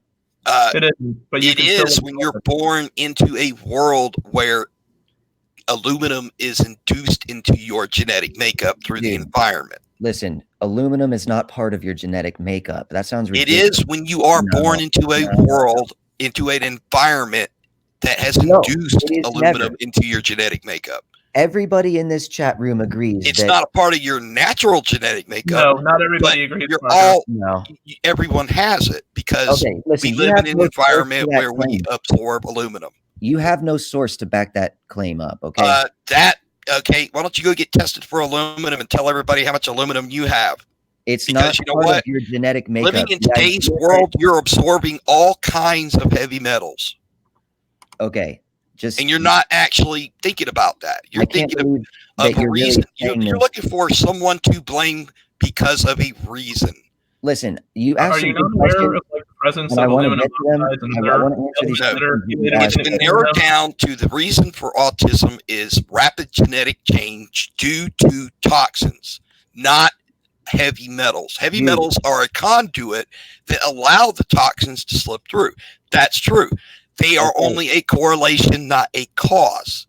And thank you, Jesus. Little about the amount of aluminum that everybody in the world is absorbing these days. Okay, then the best thing to do is to dilute the toxins. If not, find a way to completely remove them. Okay. You could do that by not getting vaccines, and that would eliminate a vast majority. There's more mercury in a can of tuna than there is in a vaccine. Come on, dude. And how much aluminum do you think is contained in vaccines? Listen, you guys aren't even really giving me a question. Can you answer it? Questions. I'd like to answer them. Can you answer it? I asked you a question. Can you answer it? Yeah, but can you just can you answer the question? Realize you need to have you're interrupting. Can you answer the question? Yes or no? Okay. What he missed. Can you answer the question? Yes or no? I'm answering it right now, asshole. Answer it. Okay. I was explaining to the dude that he missed before because he wasn't in the chat room before when we explained the difference between ingested and injected aluminum, which completely eliminates the argument that you could be injecting an amount or that you could be eating an amount. You can naturally absorb more aluminum in your body than just a few vaccines. I'm sorry. If you breathe in aluminum, or whether or not it's injected intravenously, it doesn't change the fact that it's going to be concentrated at some part of the body. You guys are really wrong, okay? The lining of the stomach filters out 99.7% of toxins. So when you inject aluminum, you bypass that. Okay, now, wait a minute. You just said something that could be studied, and we can find out something else. No, maybe the digestive system is not removing enough toxins, and therefore that's the reason why toxins are being allowed in. A magnitude of toxins are being allowed into the brain. So you just made a point there. I think you should focus on that. Okay. Maybe you have something there that maybe your digestive system is not doing what it's supposed to do. I do. And the thing is, if you were in the chat before, you would realize that this point has already been made and adequately explained, but now we have to go back over things we've already discussed for you since you. No, you don't, because I've already heard it. But the thing is, you're escaping the fact of that what is the direct initial cause, and you're going to the basically, the messenger, and you're accusing the messenger. You're accusing the heavy metals that allow them in. But wait a minute, why don't you get rid of what actually causes it instead of blaming the messenger? Well, listen, if you're saying, why don't you get rid of the source of the toxins, then I completely agree with you. That's why I'm telling people not to get vaccines. Okay, but that's not the problem. The vaccines contain heavy metals, right? And you're still accusing the heavy metals of the cause. You're right back to where you started. What doesn't make sense about that? No. What doesn't make sense about that is if you're ignoring the toxins still. More aluminum than you will getting a vaccine. Yeah, I mean, if you guys get a vaccine, you're injecting yourself with aluminum. So I'm saying you can have you ever eaten tuna before? Of aluminum by not getting the vaccine. If aluminum's a conduit, then aluminum's not the real initial cause. What are you guys disagreeing with about what I'm saying exactly? I'm saying is what you're saying is an argument like saying a key to your car causes an accident without a driver. That's not what I'm saying. You're accusing. That's a completely ridiculous. You're accusing the gatekeeper instead of the actual problem. You are accusing something that is allowing something that's the initial problem. No, aluminum is the problem. That's what I'm saying. Aluminum is the problem. Okay. Right. So if we eliminate the aluminum, we're still going to have toxins in the body. Yeah, but you're not going to have. So what happens when these toxins cause a change as to where they affect something else? Then all you've done is cause another problem. All right, look, you asked a question that I'm still going to answer because it's a good question and I have a good answer. I just wanted to clear up those misconceptions. God, you sound like Trump. Anyway, go ahead. I don't think I do sound like Trump. He's a fucking old man. You know how he exaggerates a lot, and he's always, beefing up what he says. It's fantastic. It's great. All right, look, phenomenal. Hold on. I'm trying to answer your question, And I just want to say that no genetic change occurs when a child comes down with autism, and there is no source. Genetic change is a direct result of autism because no, of the toxins that cause the genetic change. No, I don't think you understand what you're talking about. The genetic makeup of the child does not change. No, what causes the autism is the change in genetic makeup. No, that is because the child wasn't intended to be born with autism. No. Listen. So in its natural state to be born healthy, it has been genetically changed to be born with autism. No. You're forgetting that. You're not born with autism, dude. I was born with autism, autistic symptoms. Fucking autism. No, you don't. Listen, I was born with high functioning autistic symptoms. Oh my God. Savant syndrome. People in this chat that have autism. Really? I do. I tell you what, I encounter pro-vax trolls all day that claim they have autism, and they're perfectly. I was diagnosed. Yeah, but I was diagnosed. Medical records. I don't believe you. I mean, if you show a medical record, so you're appealing to your personal incredulity now out of ignorance. You don't have autism, dude. You don't know. There are different types of autism. Bullshit. Listen, let's different levels of autism. Why would I have reason to bullshit you, Parker? Well, there's lots of reason to bullshit. I mean, the entire thing about vaccines causing autism is a cover-up. The medical system is covering it up. It's a cover-up. So there's all kinds of theory based on appeal to personal incredulity and an argument for ignorance. Actually, that's based on what the government says. Well, basically, what you do, you're a blue-collar investigator. You're looking at information that you don't truly, fully, 100% understand. That's not true. That's not true. I haven't demonstrated any misunderstanding so far. Now, did you guys look at that source where it explains how aluminum bioaccumulates in the body? Again, you're going for the gatekeeper and not the cause.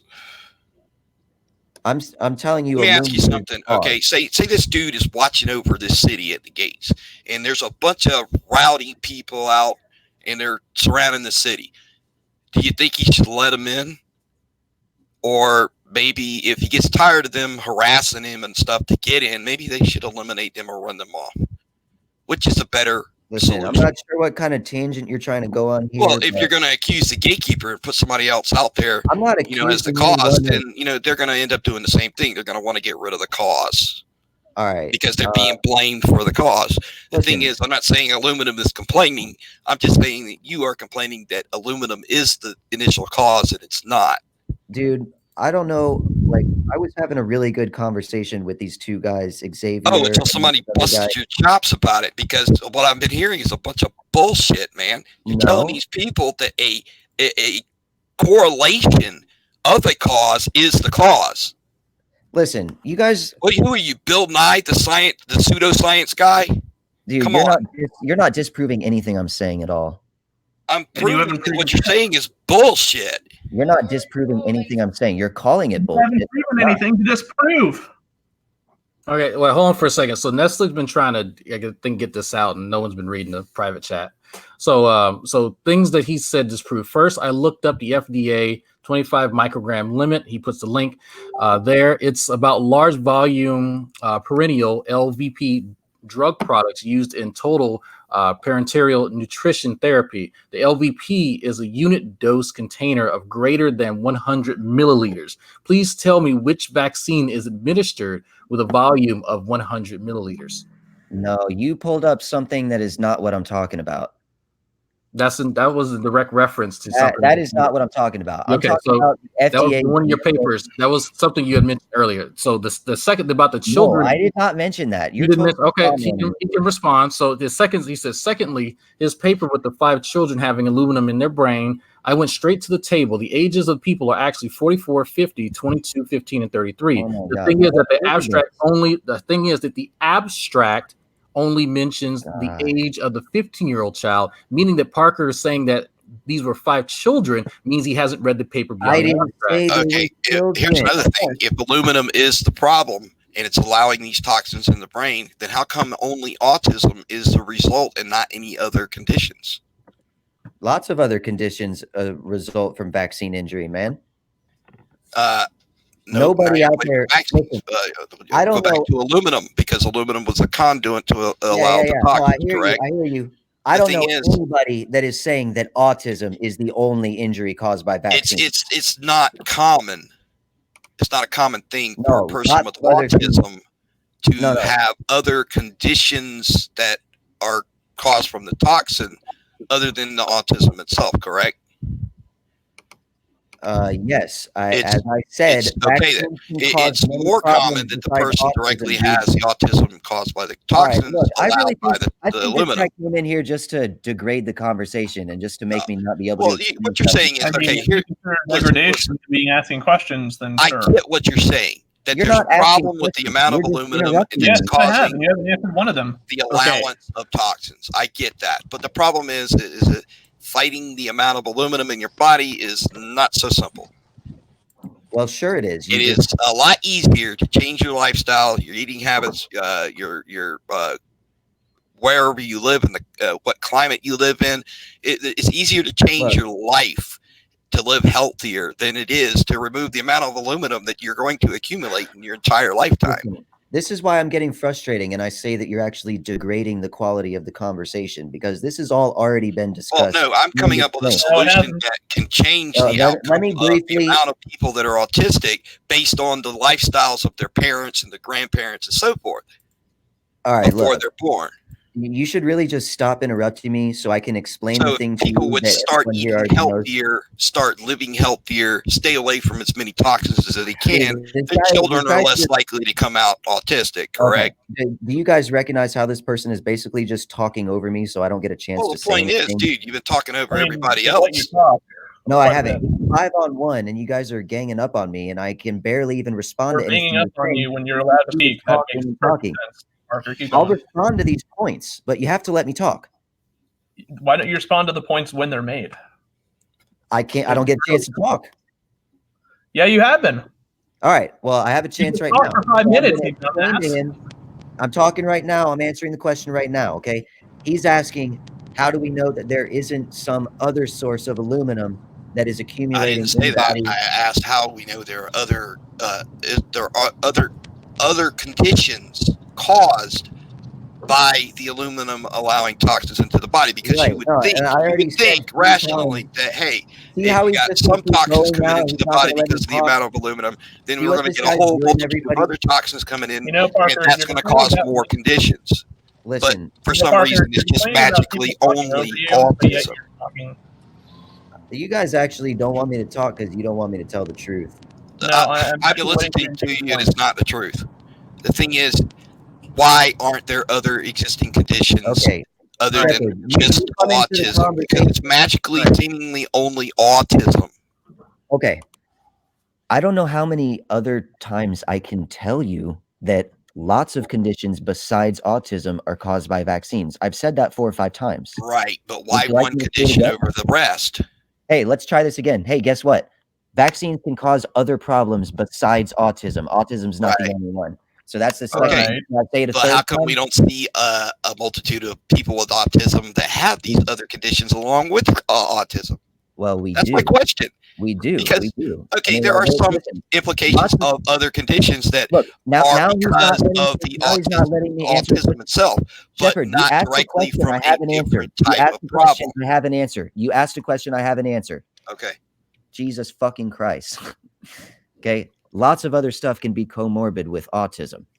It's extremely common. I mean, rheumatoid arthritis is one of them because vaccines, the way they stimulate the immune system, you're going and blaming the gatekeeper instead of the cause. Dude, I'm just answering your question. I mean, you asked me for other stuff that's caused by but you keep going back to your initial argument. We got circular reasoning. Allergy. We got. Does that answer your question? It's circular reasoning. What you're doing is you keep going back to a correlation instead of a cause. And that's what everybody is trying to tell you. Okay. Well, you were asking what else can be caused by vaccines, so I named a few things. But if you want to go back to talking about let's eliminate the vaccinations. Okay. There are a lot of other heavy metals that you accumulate over your lifetime in your body without ever being vaccinated. Okay. I know. So but the thing is, you really can't complain about vaccinations because there are more heavy metals accumulated in your body than just being vaccinated a few times. All right. I'm not interested in being in this chat room if I'm just going to be forced to repeat things that we've already discussed. For some reason, you're denying the change of lifestyle to a healthier lifestyle instead of, instead you're going back to the initial argument. I already explained this to the rest of the group. Okay, everybody here is already on board. You're the only one that's not getting it because you weren't here before. So I was listening the whole time. Let me catch. Then you weren't paying attention. So let me catch you up. The reason why you're focusing on vaccine aluminum as being the most likely source of the bioaccumulation is because that is the only source that can. That's bullshit, because you accumulate more metals over your lifetime than just a few vaccinations. Man? There's more metals in a can of tuna than there is in a vaccination. Okay, what you're saying is bullshit. It doesn't add up. It doesn't hold water. Shepard, your canteen is leaking, sir. Okay, but so let's just fucking cut all the bullshit. Only trying to prevent me from talking. That's all he's doing here. He is not adding anything to the conversation. He is literally just getting in the way. Okay, so I followed the line of sources back to fucking one of the original fucking studies, and the study. Yes, I followed the chain of references, and in the conclusion, the calculated body burden of aluminum from vaccinations exceeds that from dietary sources. However, it is below the minimal risk level equivalent curve after the brief period following injection. Well, listen, that depends on how many cans of tuna you consume. Let's talk about that minimal risk equivalent curve, because basically the medical establishment has all these different ways of doctoring data and manipulating this and that to kind of hide one result from becoming apparent. So seems to me like you found a source that actually explains that vaccine aluminum is one of the main sources of aluminum and that it is causing problems. No, but then your source said we don't know if it's enough of a problem. This is following your line of sources to where they actually draw their references from. Well, listen, I mean, so what exactly are you saying is wrong? So what I'm saying is they don't draw the conclusion that you're reaching. No, they do. Listen, people like to do this thing where they misinterpret the conclusion of the studies, but I mean, the conclusion of the study well, actually, I didn't even get to share it with you guys because it wouldn't upload. You guys still haven't seen it. So how are you even? This is the thing I still haven't been able to share with you. So no, I was able to see it. We found the article on our own. Oh, so you guys were able to do that. So I was able to see it. So I don't know that I followed it down. That's why I was quiet for a very long time. Okay, well, good work. But I don't think that the conclusion that you found explicitly disagrees with what I'm saying. You might think it does, but these studies, you have to think for yourself a little bit. They'll put all the facts out there that you can draw the conclusion from, but then they'll say something in the conclusion that doesn't really give justice to the data that they collected. And I think this is one of those examples. Blue collar investigating, denying what actual scholarly tenure says. Okay. Well, no, because the scholarly sources say that vaccines are causing autism from aluminum and mercury. I was trying to share those studies with you guys. I just wasn't able to upload them. Maybe we should. No, it's a correlation, not a cause. No, they explain cause. I mean, no, it's just like a heroin needle could be a correlation as to why someone gets the HIV virus, not the cause. Well, pro-vaxxers like to do this thing where they'll be shown, really strong evidence of stuff, but then they'll try to dance around it. It basically is called mental gymnastics, where you see evidence. Yeah, what you're doing now, displaying it. Yeah, I think you guys are kind of doing mental gymnastics right now. Than actual science. No, man, I shared actual science, and now you guys are doing mental gymnastics. It's based only on correlation and pseudoscience. No, you've tried to. It's more than a correlation. So I'm looking at, so someone is actually also taking a look at some of these sources, and I'm going to read what Neslick says.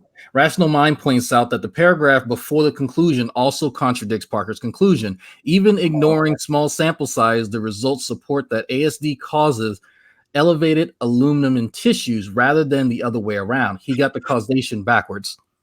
No. Okay, Well, cool. Yeah. So if that's wrong, Parker, then you pull up the study yourself and show how it's wrong. That is not what the study showed, dude. Okay, I mean, then pull it up and read I'm it out. saying, look, that sentence might be in there, but if you have any shred of rational ability to think rationally, you'll realize that that is not really what the study showed. Okay, so Or you're if you saying ever need hold on. So you're saying the study says something different than what it actually says. I'm saying that specific part of the conclusion, which is not the whole conclusion, by the way, there's lots of other stuff that you're leaving out. You picked the parts one that you haven't sentence out of the conclusion that you went through the whole conclusion and picked the one sentence out of it that least supports what I'm saying, but there are other sentences in there that much more support it than that. So that's bullshit. Cool. That's absolute bullshit. So you pull up the study and you find the sentences that agree with what you think.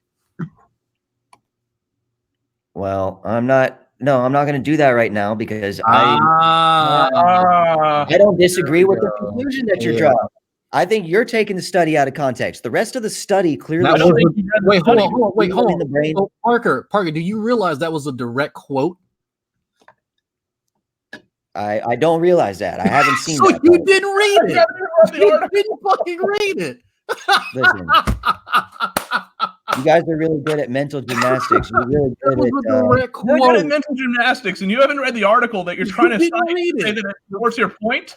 The fact that you didn't recognize. No, I have read it. I don't know that exact. If you had read it, you would have read the sentence that disagrees with your conclusion. I didn't say I didn't read the study. I said I didn't see that. It's obvious you didn't read the study, you dumbass. No, I did. The man that blames correlation instead of initial cause in the Twilight Zone. And it's a statistically significant correlation, which is a strong indication of further study that they're refusing to do because they don't want people to know what that study would show. Because they don't want people to know. How do you know they don't want people to know? So have you looked up for the same reason why they never use a placebo when they test a vaccine? The same reason why they always compare it to another. Why use a placebo for anything except for deceive someone? Are you kidding me? It's all a matter of thinking. Why would you use a placebo drug? It does nothing for you. Your brain misheard what you just said. There is no way. They give you a placebo medication. Your brain does the work because you believe it will fix the problem. No. There is nothing in a placebo that will fix anything. It is your brain.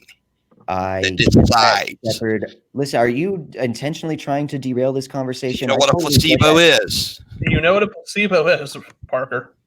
Shepard is the one that doesn't seem to know what. You know what a placebo is? Do you know what it is? Yes or no? Substance. It's nothing. It's a replacement. It's all psychological. It's an inert substance. I know. It makes you believe that you are cured. It is a sugar pill. It has no effect. Guys, what is the purpose of a placebo in a scientific study? Why don't you tell us? To prove the person complaining is off his rocker. The purpose of the placebo group in a scientific study is to see what happens when you don't do anything to a group of people. And then you're supposed to compare that to what happens when you do something for them. They're off their freaking rocker. So a proper vaccine safety test would have 10,000 unvaccinated children that don't get the vaccine, and it would have 10,000 children that do get the vaccine. And then you would compare the levels of injury between those two groups. And if they're the same, then you can say your product is safe. That's how safety testing works in science, except when they test vaccines.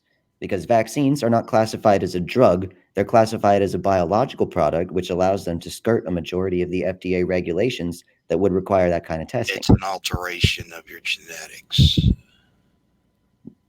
Nobody's talking about altering genetics right now. What it does, it makes your immune system stronger. We're just talking about the study design. We're talking about... I'm talking about what vaccinations are for. They make your immune system stronger. That is what they claim. Yeah, in reality, they make it weaker. Because when you're vaccinated, you don't end up with chicken pox and mumps and measles and so forth. I mean, you have like a child. Because your body has adjusted itself due to the vaccine. Do you think I've never heard this before? Contend with those conditions. Serious question. Do you think that I've never heard that claim before? It doesn't matter what I think. It only in this department, it only matters what studies and research shows. So we're gonna bring this to a close. I'm gonna hide everyone, including myself. It'll just be Parker and Sam, and then we'll just leave it there after about. I appreciate that. All right, so there's no complaining about people jumping you or anything like that. Well, no, you guys definitely did that for most of the time, and this guy Shepard definitely just interfered. Well, you're up here preaching correlation over causation, and that's the problem. Listen, this Shepard guy has done nothing but get. Oh, I know what I came in. I'm the Aggie Marble, buddy. I came in and busted up your game. Well, you sure did. You still there, scientist Sam? Yeah, just listening. I read the study in full while I was in the waiting room. The one that you linked. Like you are the most rational person in that group. So. I mean, that's whatever. I don't think Shepard's particularly rational either. So that's I'm sure you and I can have a rational conversation now. Sure. So I was wondering, do you have an actual causal link? Because based upon the study that you linked, I think it's more plausible that someone that a part of the autism pathophysiology, and this is where I'm sort of reaching, is a lack of ability of immune clearance. And so we don't really know that. At best, that study evidences the idea that there's a lack of clearance of aluminum in autism, but we don't really know why, and we don't really have evidence that it's vaccines that are causing that.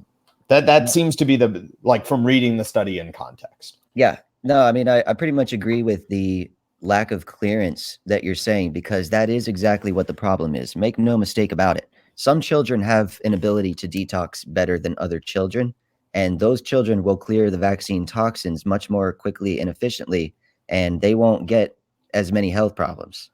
But a child that lacks that ability is going to be much more susceptible to damage. But do we have evidence that the aluminum is actually causing anything, right? Because all we have evidence for is aluminum, to a degree, aluminum accumulation. That's really all we have evidence for. We don't have any evidence that it's causing anything.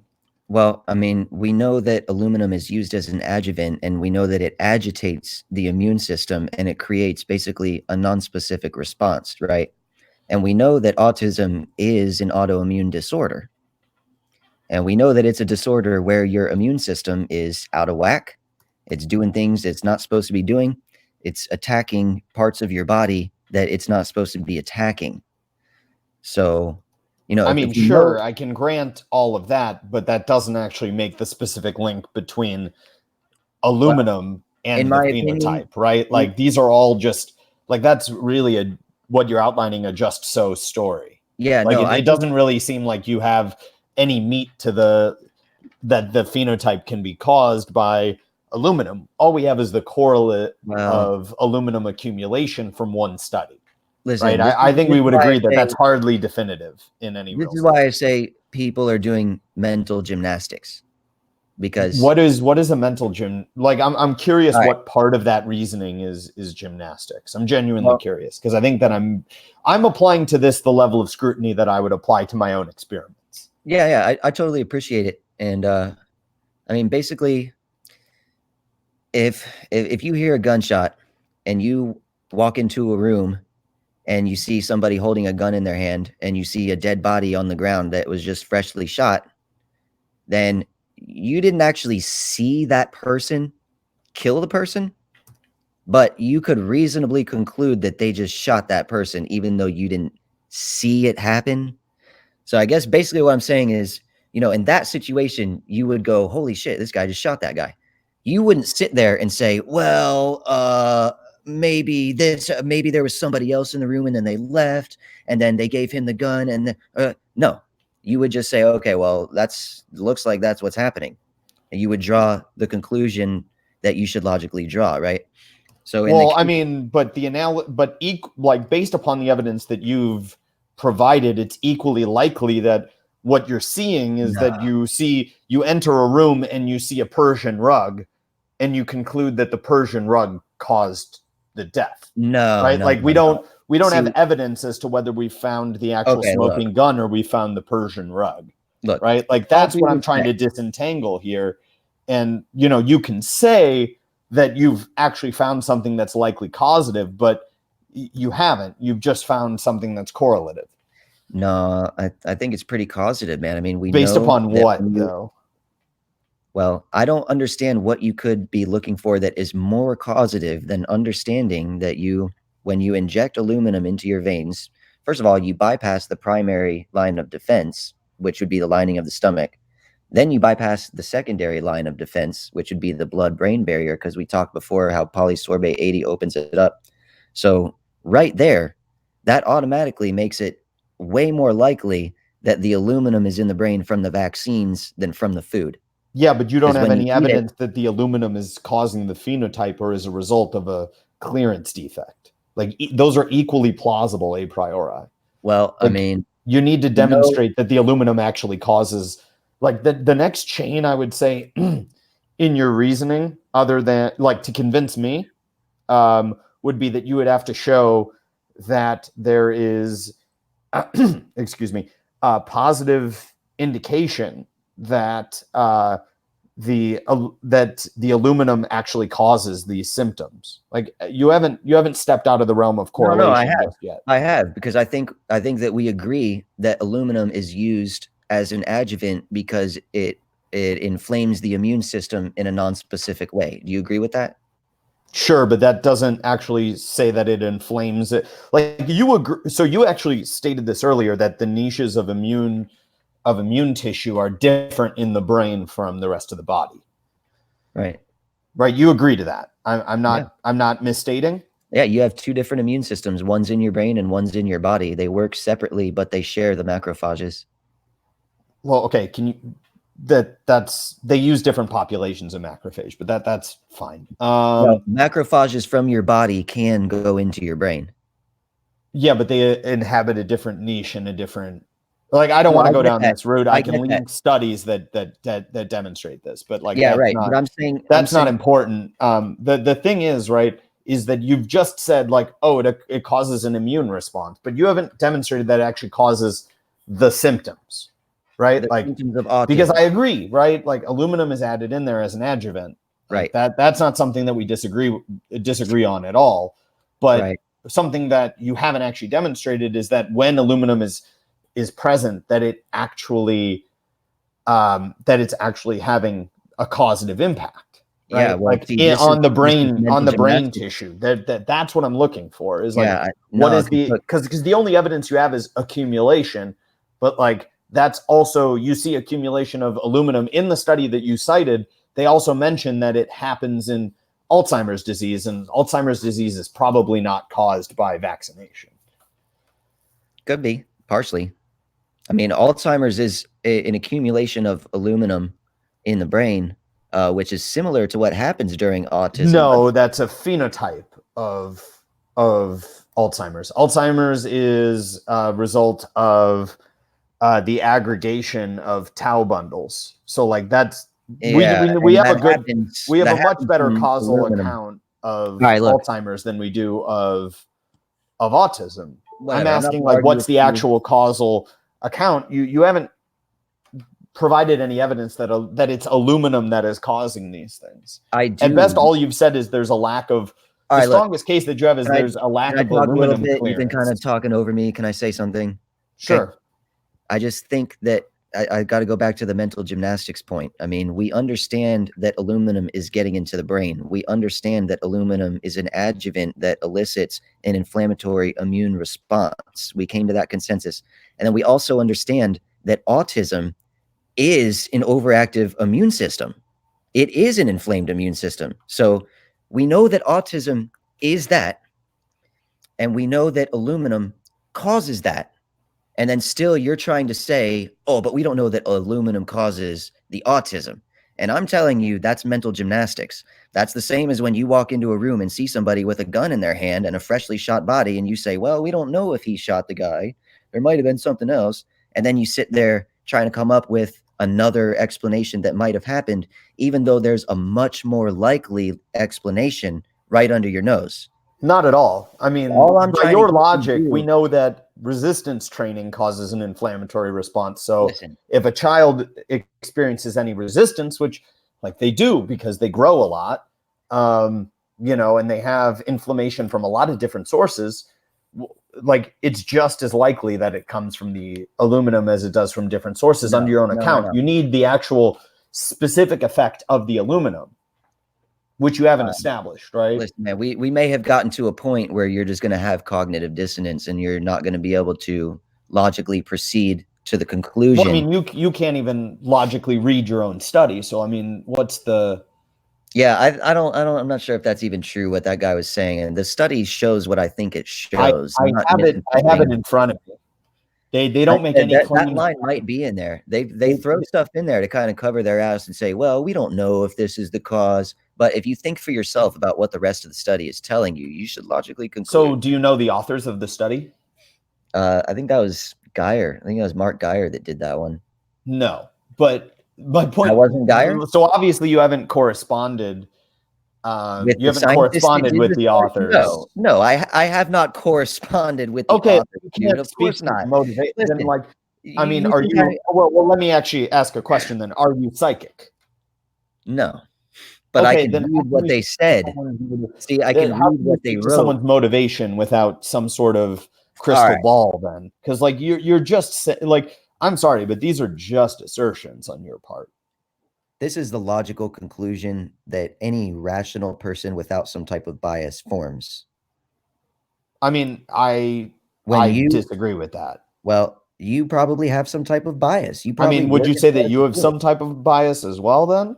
Because like you clearly haven't read the study. Because I'm looking at it right now. I have it in front of me. Listen, I would proudly and confidently assert that I am completely unbiased in this matter. And here's why. My source of income is not related to vaccines whatsoever. Nor is mine.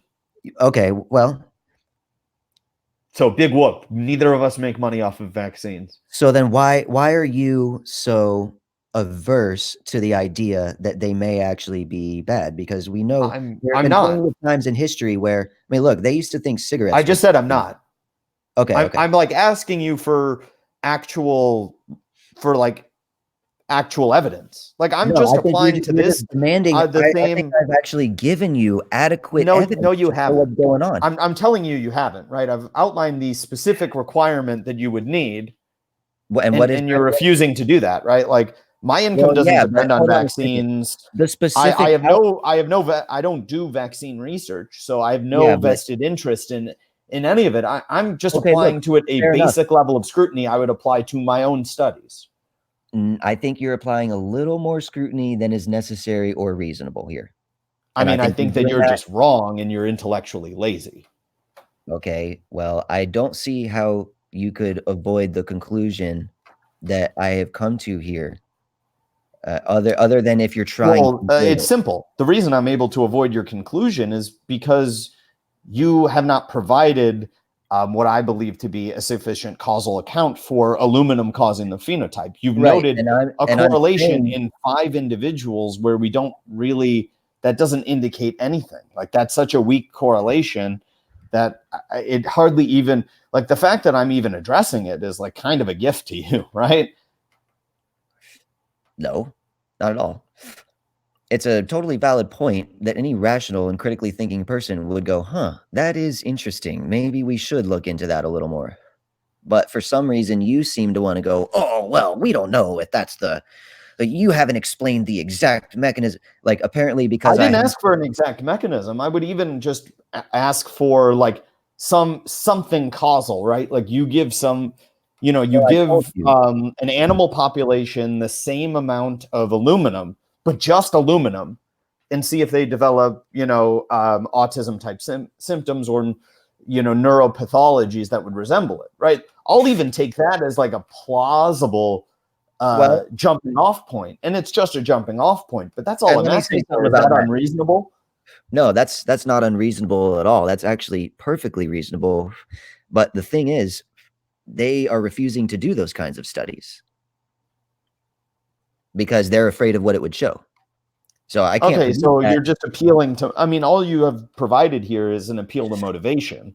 Like, you haven't actually provided anything that resembles like an evidentiary account. You've just noted a superficial correlation based upon the sample it's not size superficial of 5. at all. I can't believe the level of mental gymnastics that you're employing here to avoid coming to the conclusion that any logical person would come to. Okay, we've showed a mechanism by which aluminum gets into the brain. We know. Yeah, but you haven't showed any of the effect of the actual aluminum. No, we have. All you've done is provide correlations, which is cute, but it doesn't. You interrupted me. I wasn't even finished talking. I was saying that we showed a mechanism by which aluminum A gets into the brain, B causes an inflammatory immune response, and C can basically bioaccumulate in the brain and deposit in there and not come back out through the body's normal detox mechanisms. And then, so we all agree we haven't shown C. Okay, maybe C. Yeah, we didn't get very deep into that, but we definitely showed A and B. We showed that aluminum gets into the brain. We know that it causes an inflammatory immune response. So, what is autism? Autism is an inflamed immune system. Do you agree with that? It's part of the phenotype, yeah. That's the main thing. Like, I don't know that it's the main thing. I don't think we can establish that here. A lot is still unknown. But I mean, here's the problem. Here's the problem, right? It's like you're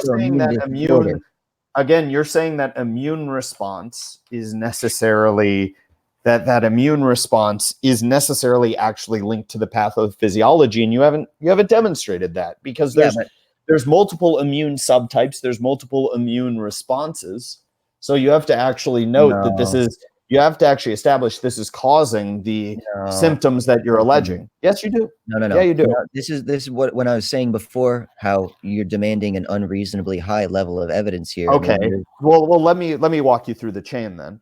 Let me agree that no, because you walked me through your chain, and I've pointed out the flaw multiple times. So let's walk through my chain. So you would agree that there are different immune systems, right? Like different sets of immune response. Yeah, but the one in the brain. Okay, no. So you agree with that? Yep. Yeah.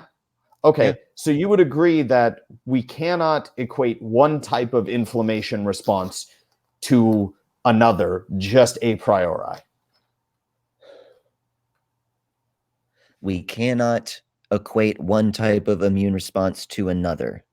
Right. Like, you would say that an antiviral response is going to be different than, let's say, a tissue repair response. Yeah.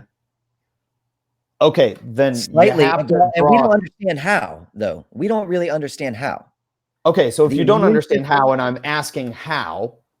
Okay. Well, that's the heart of the issue, right? I'm asking you to demonstrate that the aluminum is causative and not correlative. Okay. And you haven't done that yet. You've presented what is a possible theoretical account, which is not useful. I've presented a theory that is the most plausible theory that definitely fits into the available evidence that we have. I don't think you've demonstrated plausibility. You've just demonstrated a theoretical consilience. No, see, this is the mental gymnastics thing. If you don't think it's plausible that aluminum could be getting into the brain and causing an inflammatory immune response, well, I mean, you have acknowledged that. I know. I've said it's possible. I haven't said it's plausible. Those are two different things. Well, you have acknowledged that aluminum crosses the blood-brain barrier. You've acknowledged that it causes an inflammatory immune response. You've acknowledged that autism is an autoimmune disorder. No, I've said that elements of it are autoimmune. I haven't said that it's strictly speaking an autoimmune disorder. Well, it is. I mean, that's something that's of debate to what extent that is. No. That's not of debate at all. Let me just look that up real quick. Autism is an autoimmune disorder.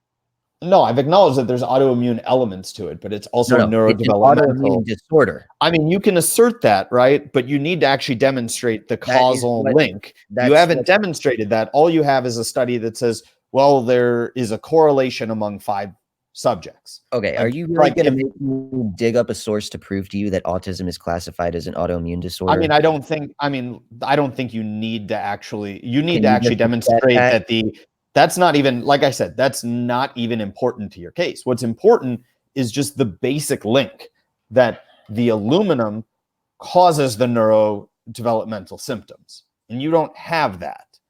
You don't even have the evidence, like even in your that's just step one. No, I then do you have would need that. to you would need to show that it's mediated in the way that I that don't have that, but I do. I don't know why you keep saying this when Can you I'm link that? proving that not true. Can you link that? I explained it.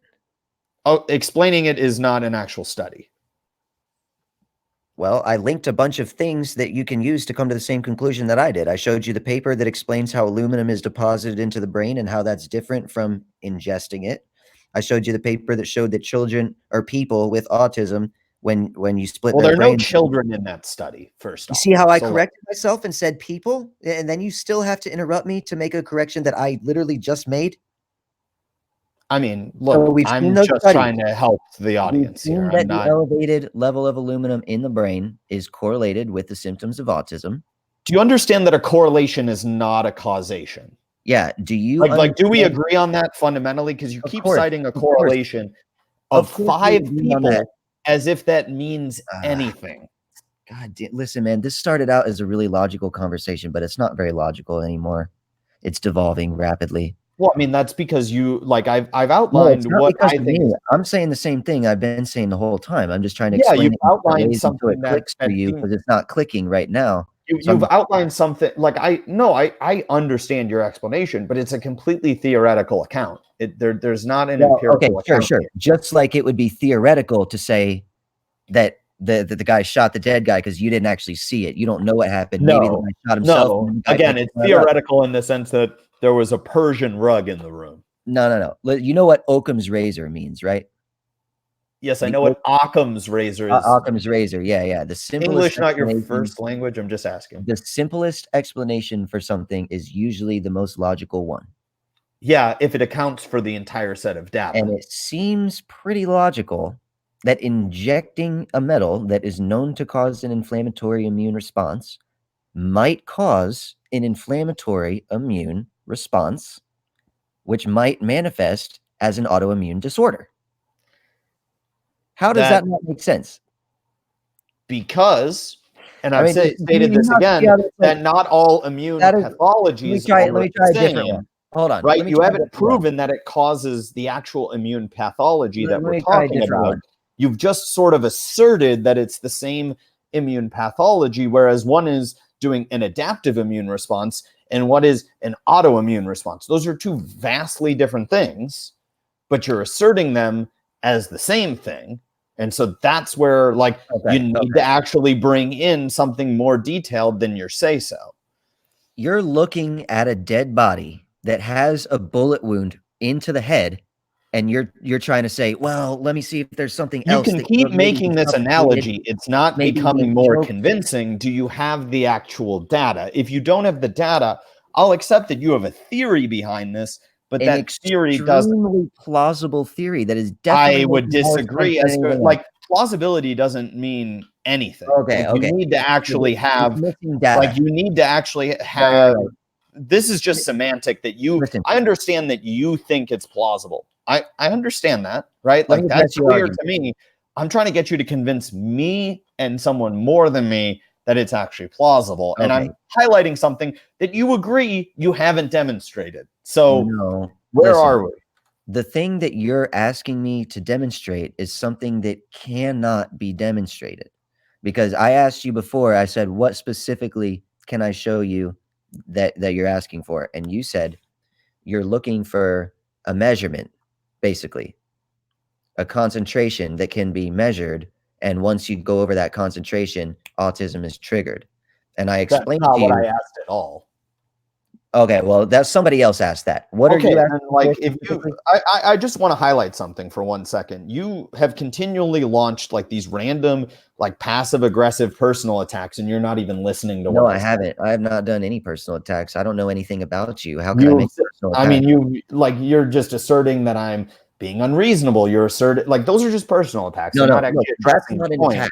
Hold on, that's not an attack. I'm just. I mean, I don't give a I mean, if you you can get your panties up in a bunch. I don't really care. The whole thing has your panties up in a bunch. I mean, I'm completely calm right now. I what a logical person... all I'm asking for is an actual evidence that aluminum causes the symptoms, right? Like an actual direct experiment that tests that. And you've offered me at best a correlation from 5 subjects. If I'm going to tell you, right? So if I submitted that to a grant funding organization, or fuck that, like lower standard, if I submitted that to my boss who directs the research in my lab, he would laugh it out, you know? Okay. It's remarkable. Your account is remarkably poor. No. I'll say something that I'm pretty sure I already said before, but maybe it needs to be reiterated because it further explains the mechanism, even to a degree that I think might satisfy an unreasonably curious person like yourself. Basically, you're asking for an exact mechanism by which the aluminum causes each of the individual symptoms of autism. No, I'm not. I'll repeat. I'm asking for evidence that there's a causality there at all. Right. And I'm telling you that when the aluminum deposits into the brain, it puts the immune system into basically a state of overdrive. And that's what it's designed to do. That's why it's I would not say it's overdrive. It's not designed to put it into overdrive. It's designed to stimulate it to an adequate amount in order to recognize the antigen that you're vaccinating. Okay, fine. It's not designed to put it into overdrive. Right. It's designed to do it the perfect amount. But when it gets deposited into the brain, which is not really what they're accounting for, the immune system does go into overdrive, basically. Do you have evidence of that? Like absent some sort of... I do. That's what I'm about to explain. Absent some sort of allergy or... allergy. That is what I was use. That is, I mean, an example of how the immune system goes into overdrive is children will develop anaphylactic food allergies to ingredients that were in the vaccine. So, I mean, that's not what we're talking about here. We're talking about autism. Let me finish. For example, there's a vaccine that is cultured in chicken eggs. It might be the varicella vaccine. I'm not sure, but the point is there is one that is cultured in chicken egg embryo. And that one can cause anaphylactic egg allergies. The mechanism makes sense. If you inject something into the blood that is going to cause an inflammatory immune response, it's going to put the immune system into a overactive state.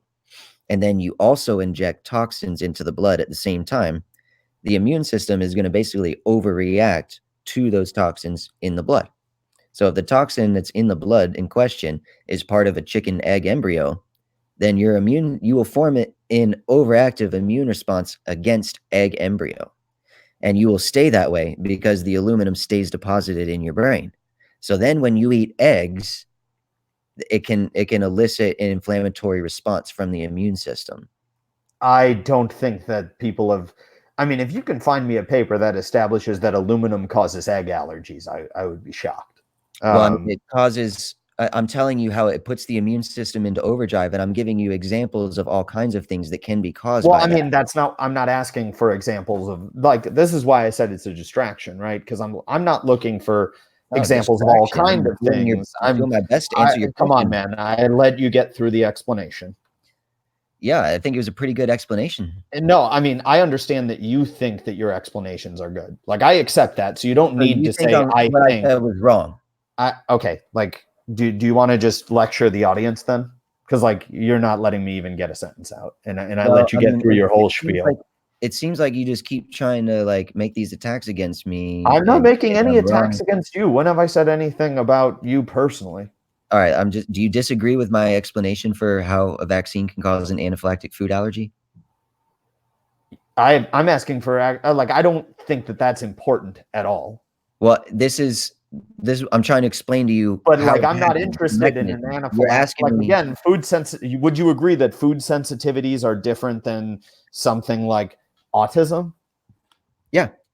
Okay, but then why are we talking about food? Autism. Like then food sensitivities are not actual evidence, right? Yeah, no. There might be something that you don't know. You realize that autism is not like a yes or no thing. Like it's not something. I know it's a spectrum disorder. That's not something like, but it's not. But it's certainly not a food allergy. Yeah, no, I wasn't done. I was saying that there is a variety of symptoms that make up autism.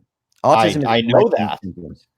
Okay, so what I'm doing is I'm explaining how the individual symptoms can be induced by a vaccination, and that's going to give you an overall picture of how a vaccine could cause a set of symptoms known as autism.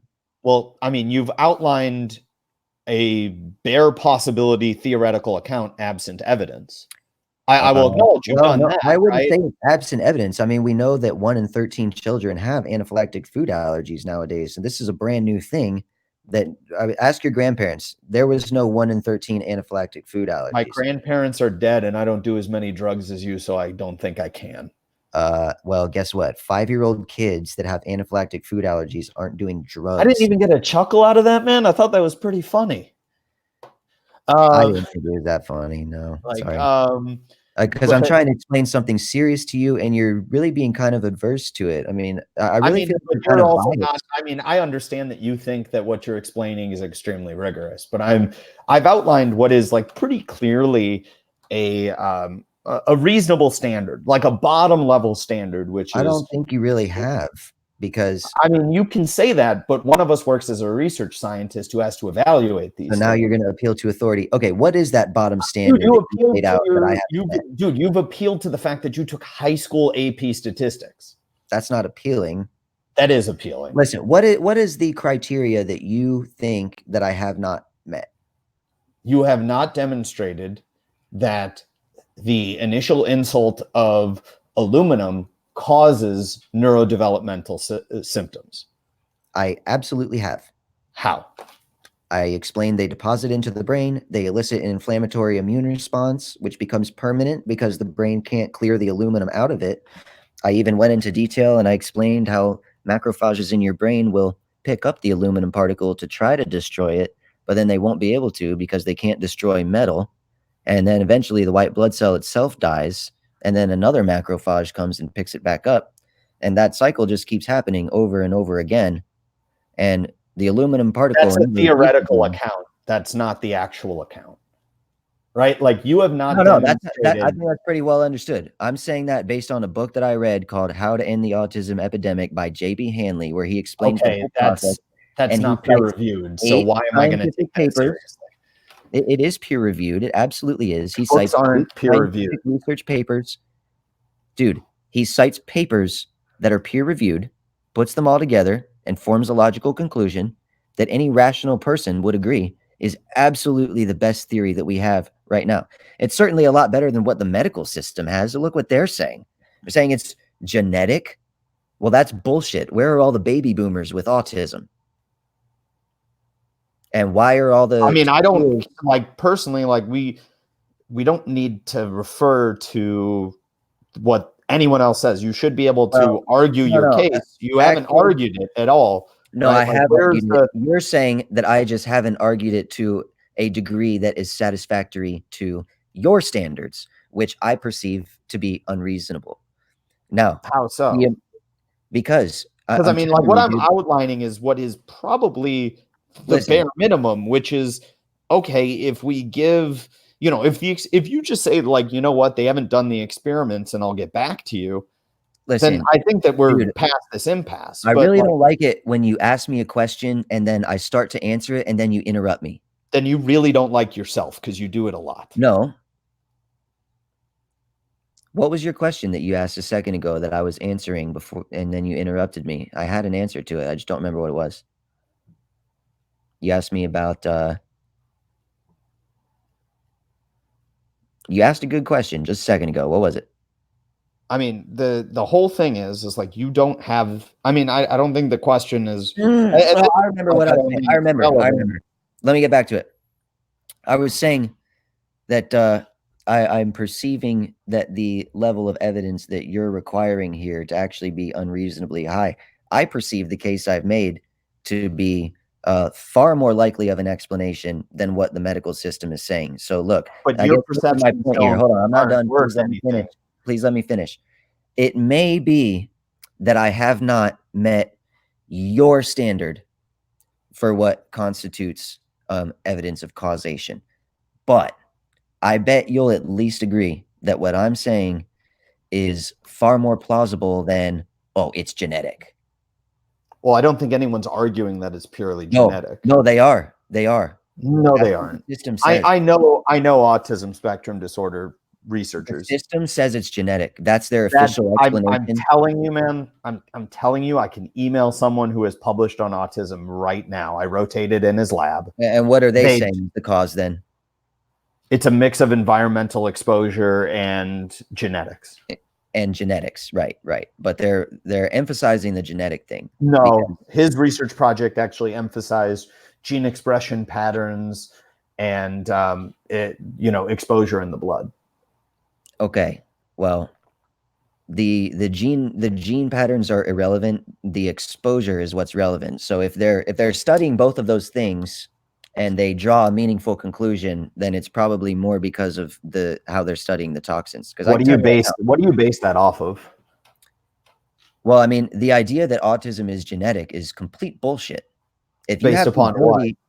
Well, based on just critical thinking. I mean, think about it. If that were true, then there would be the same rate of autism among baby boomers as there is among children today. No. So you know how height is very highly heritable? Not really. I don't know about that. It might be. I don't know. I mean, you don't see 5'3" people giving birth to people who are 6'5", absent some sort of. Listen, I'm saying disorder. I do not know. You might be right. I do not know. Okay.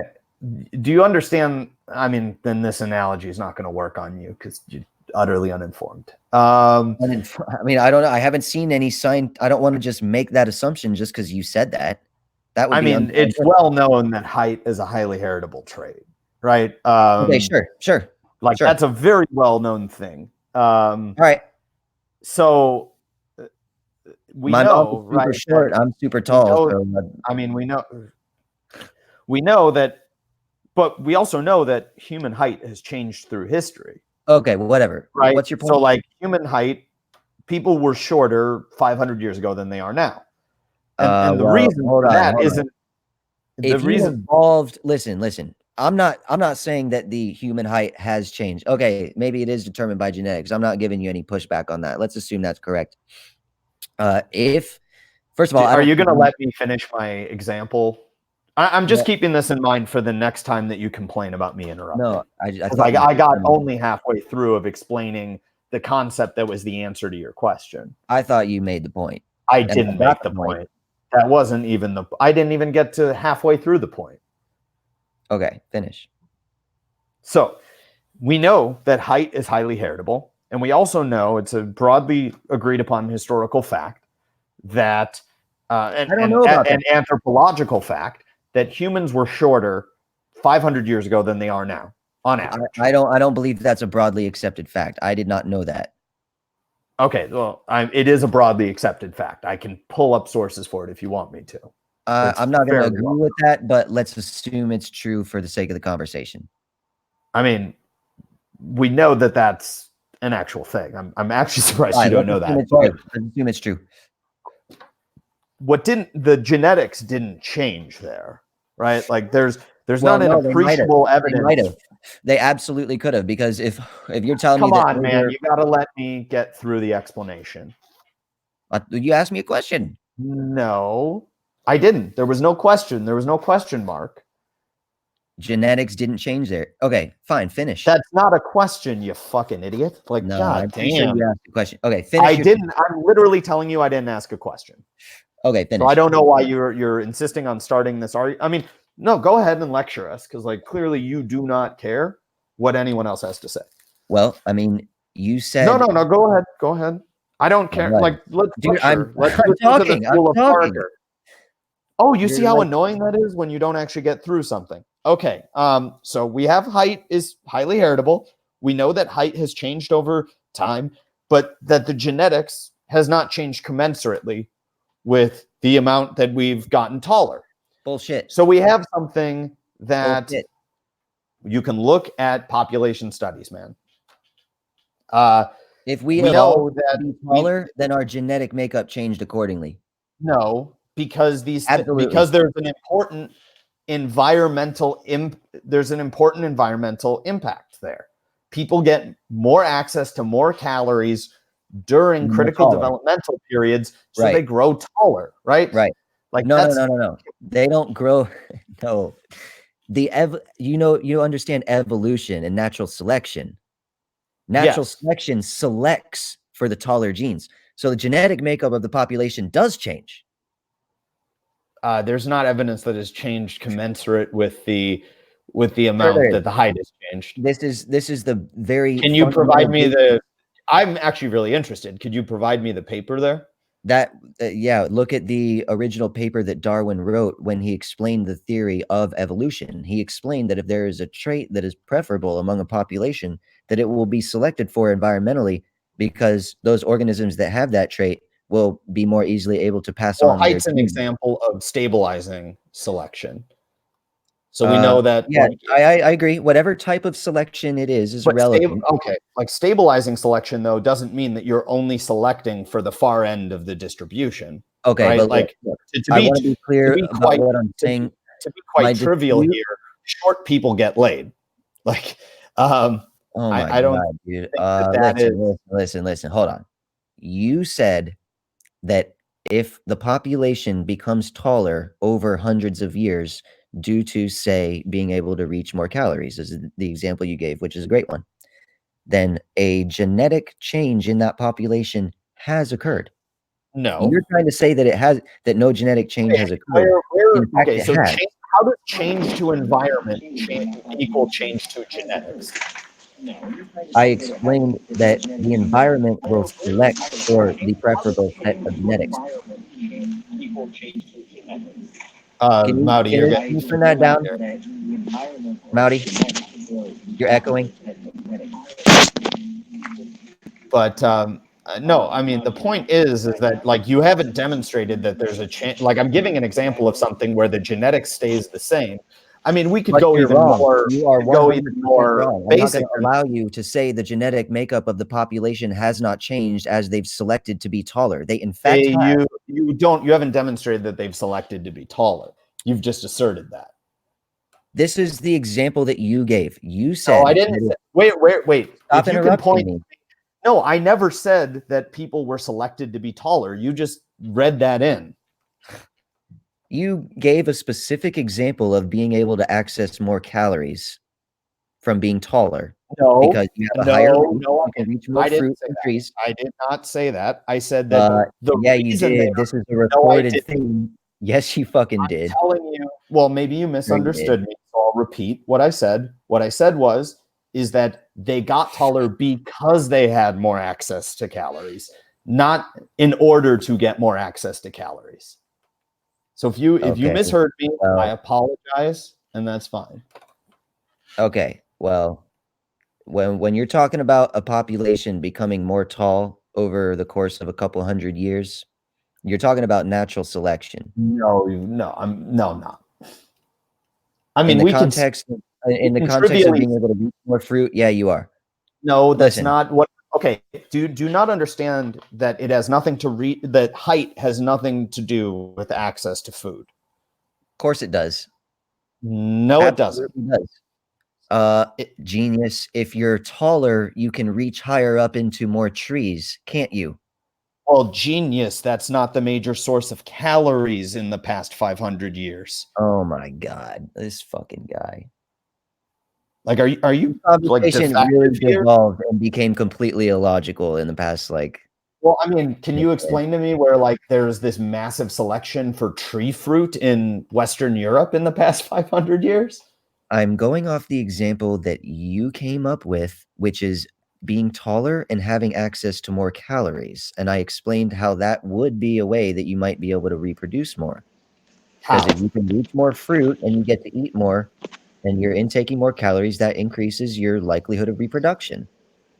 Again, we're applying this to Western Europe where access to food hasn't been mediated. We're not applying it to Western Europe because you were talking about something that started 1,000 years ago. No, I said 500 years ago. You're not even listening to me. Gentlemen, may I? Go for it, Maddie. So, I've been listening for the past little bit. I think that maybe the two of you are getting on each other's nerves well past the point where good information is getting kicked out and talked about, allow me to offer one tiny little bit of insight or observation. And so, what's the name of the gentleman that you're speaking to, Sam? Parker. Parker. Parker. That's a great name. That's my nephew's name. Parker, the one thing that I wanted to address, you had mentioned that Sam is holding a higher standard of evidence than necessary. Yeah. I can speak to that a little bit, just for the sake of at least disentangling that component. For people who work in science, there is a hierarchy of evidence. Can I just ask one question before we start? Did you hear all of the evidence that was presented in previous before you came in? Because we've been talking about it for like 2 hours.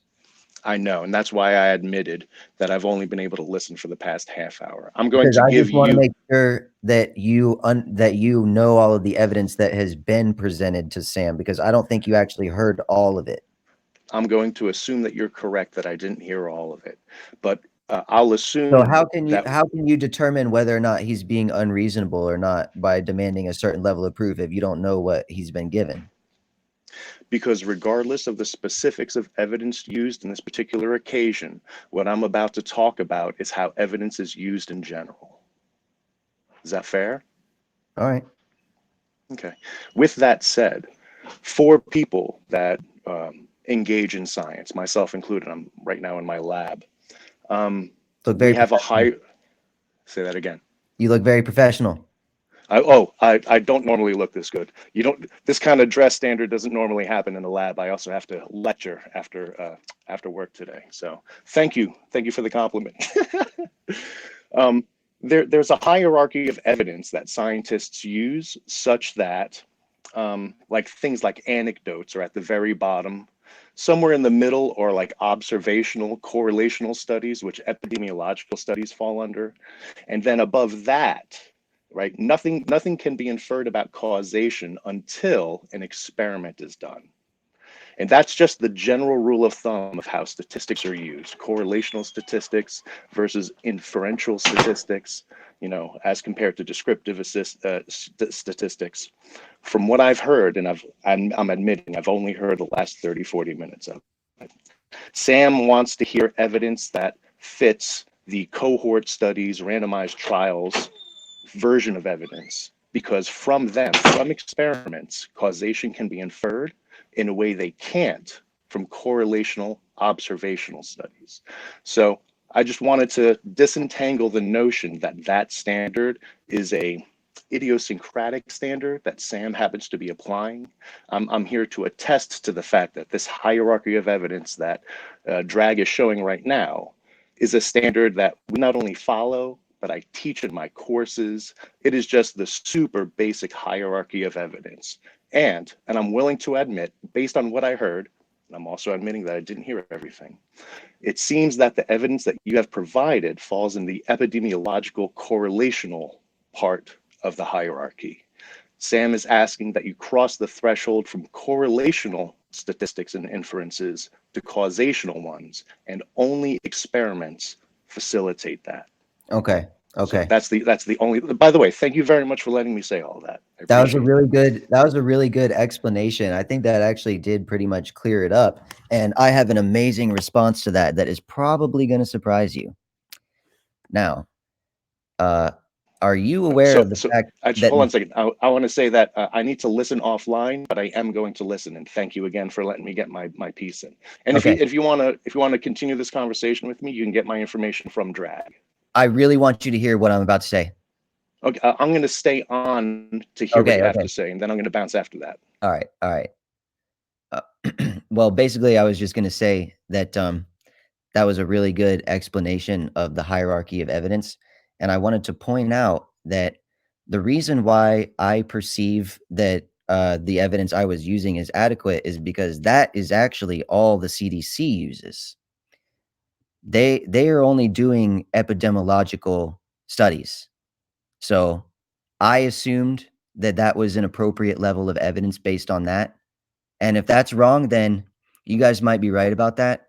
But I think you should be questioning the CDC as well, because they're only providing epidemiological. And something else about that, they actually commit fraud every time they say vaccines, plural, don't cause autism, because they've only tested one ingredient in one vaccine, and that's thimerosal in the MMR vaccine for a link to autism. And that ingredient isn't even in that vaccine anymore. So essentially, the CDC has zero basis to their claim that vaccines, plural, don't cause autism. They commit fraud when they say that. Well, as I mentioned, I'm glad that I stayed long enough to hear you. Unfortunately, I can't respond to some of the things that you said, but I will mention that you just talked about two very different topics. One of them had to do with you kind of use the hierarchy of evidence as a springboard to kind of slam the CDC. And I'd love to be able to pick apart the details of that, but unfortunately I don't have time. I have to leave pretty soon to go teach my course. But it was a pleasure meeting you. I would love to continue a conversation with you should you choose to in the future. Just let me know. Yeah, put your contact information in the chat box or something. Without a doubt. All right, Parker, I'll talk to you later. And Sam, I'll see you sooner than you'd like. Is that your professor? No time too soon. No, he's a friend of mine. Oh, actually, I wish. What a perfect world it would be if I was Sam's professor. Oh, Maron. All right, guys, take care. No, okay, I mean, I think that was a really valuable point that he made, dude. I'm so glad that he came to the chat room to talk about the difference in the hierarchy of studies, because that reminded me to point out that the CDC is very low on that hierarchy. Well, I'm not here to defend the CDC. That's not at all my goal here, right? Like, I think that you should be able to argue the case on its own merits. Would you agree with that? Well, for the autism? Yeah. Yeah, I think it does stand on its own merits, and I think just getting to your point that I'm not giving an adequate level of evidence. Well, if you're correct about that, then neither is the CDC. I mean, again, we're arguing about your case, so we're not pivoting to the CDC, right? Like your case should stand on its own merits, right? Well, I think what we're disputing, the dispute between me and you, is I'm perceiving this level of evidence to be more convincing than you are. You're giving this like a low rating of convincingness, I guess, and I'm giving it a higher one. And I am doing that based on the fact that the CDC says that this is, I mean, that's the level of evidence that they use. So I'm just assuming. I mean, we're arguing your case. We're not arguing the CDC, right? I'm not a representative of the CDC. Don't ever intend to be. Okay. That's not important to me. Like, so, your case on its own merits. We can pivot the conversation if you don't feel that. No. I don't want to pivot the conversation, but I just want you to acknowledge that the strength of the evidence that I'm presenting is the same as what the CDC is presenting. So it's not really fair to say that I'm presenting an inadequate level when I'm responding to something, because I'm responding to the CDC's claim that vaccines don't cause autism, right? I'm saying. I mean, again, I'm arguing your case. I don't care what the CDC says. I'm just saying. But there's and I'm clear. Like, I'm going to be honest. Like, I'm clear on the fact that you place a lot of value that your case is the same as the CDC's, according to you. That's fine, right? Like, but can we stop belaboring that point? Yeah, but I'm trying to get you to admit that you don't really have much of an argument to make when you're saying that my level is not convincing enough, because what I'm responding to is the same level. I mean, I don't care about what you're responding to, though. That's not the point of discussion. Okay. All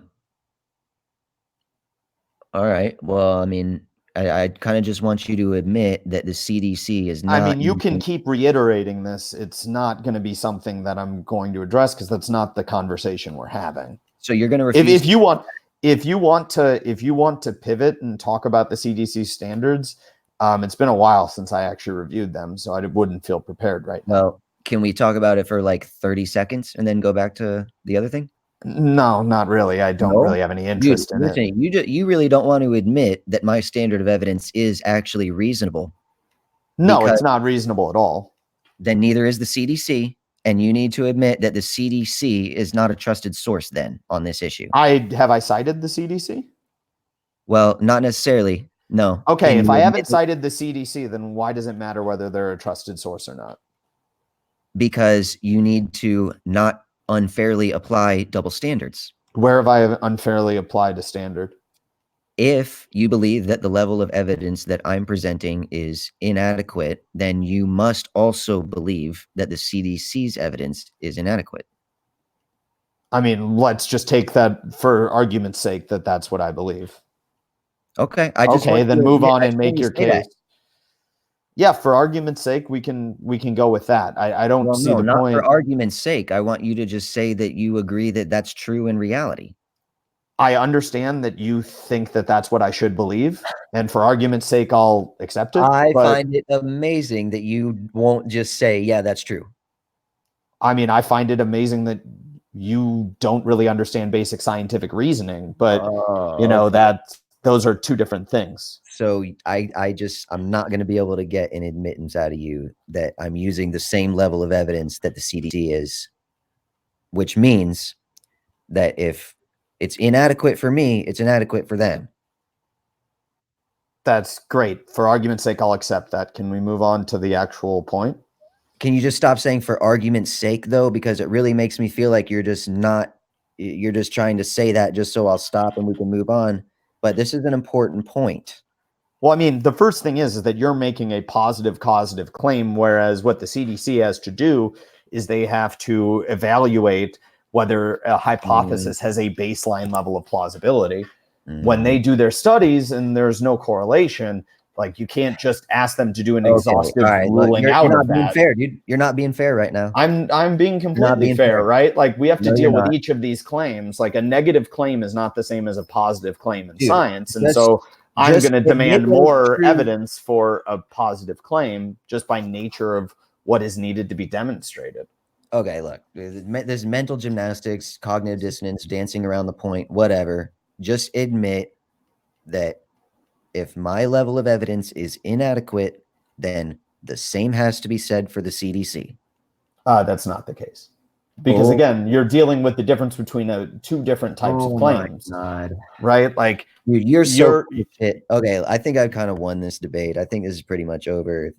If I can't even get you to make that admittance of what is obvious, dude, it's called an admission. Like English should be easy, but the point being, like, dude, I don't think you grasp this, right? Like, we're dealing with two different types of claims, and if you're making the default is that a hypothesis is not proven either way, right? And so if you do an epidemiological study and you find no correlation or no relevant correlation, then you need to you can't just pursue that blind alley, because like they could find any type of illusory thing to chase down. We might as well be chasing down any other covariate, but the standard of evidence that's needed to say that there isn't evidence for something is lower. It's just the absence of evidence. You're pulling this out of your ass, dude. No, I'm not.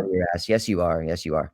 Look, if you can't admit, so you're psychic now. You know what my psychological state is. You're making shit up on the fly. What am I making up? Look, this is the bottom line. If you can't admit what is obviously true, then this is not a fair conversation.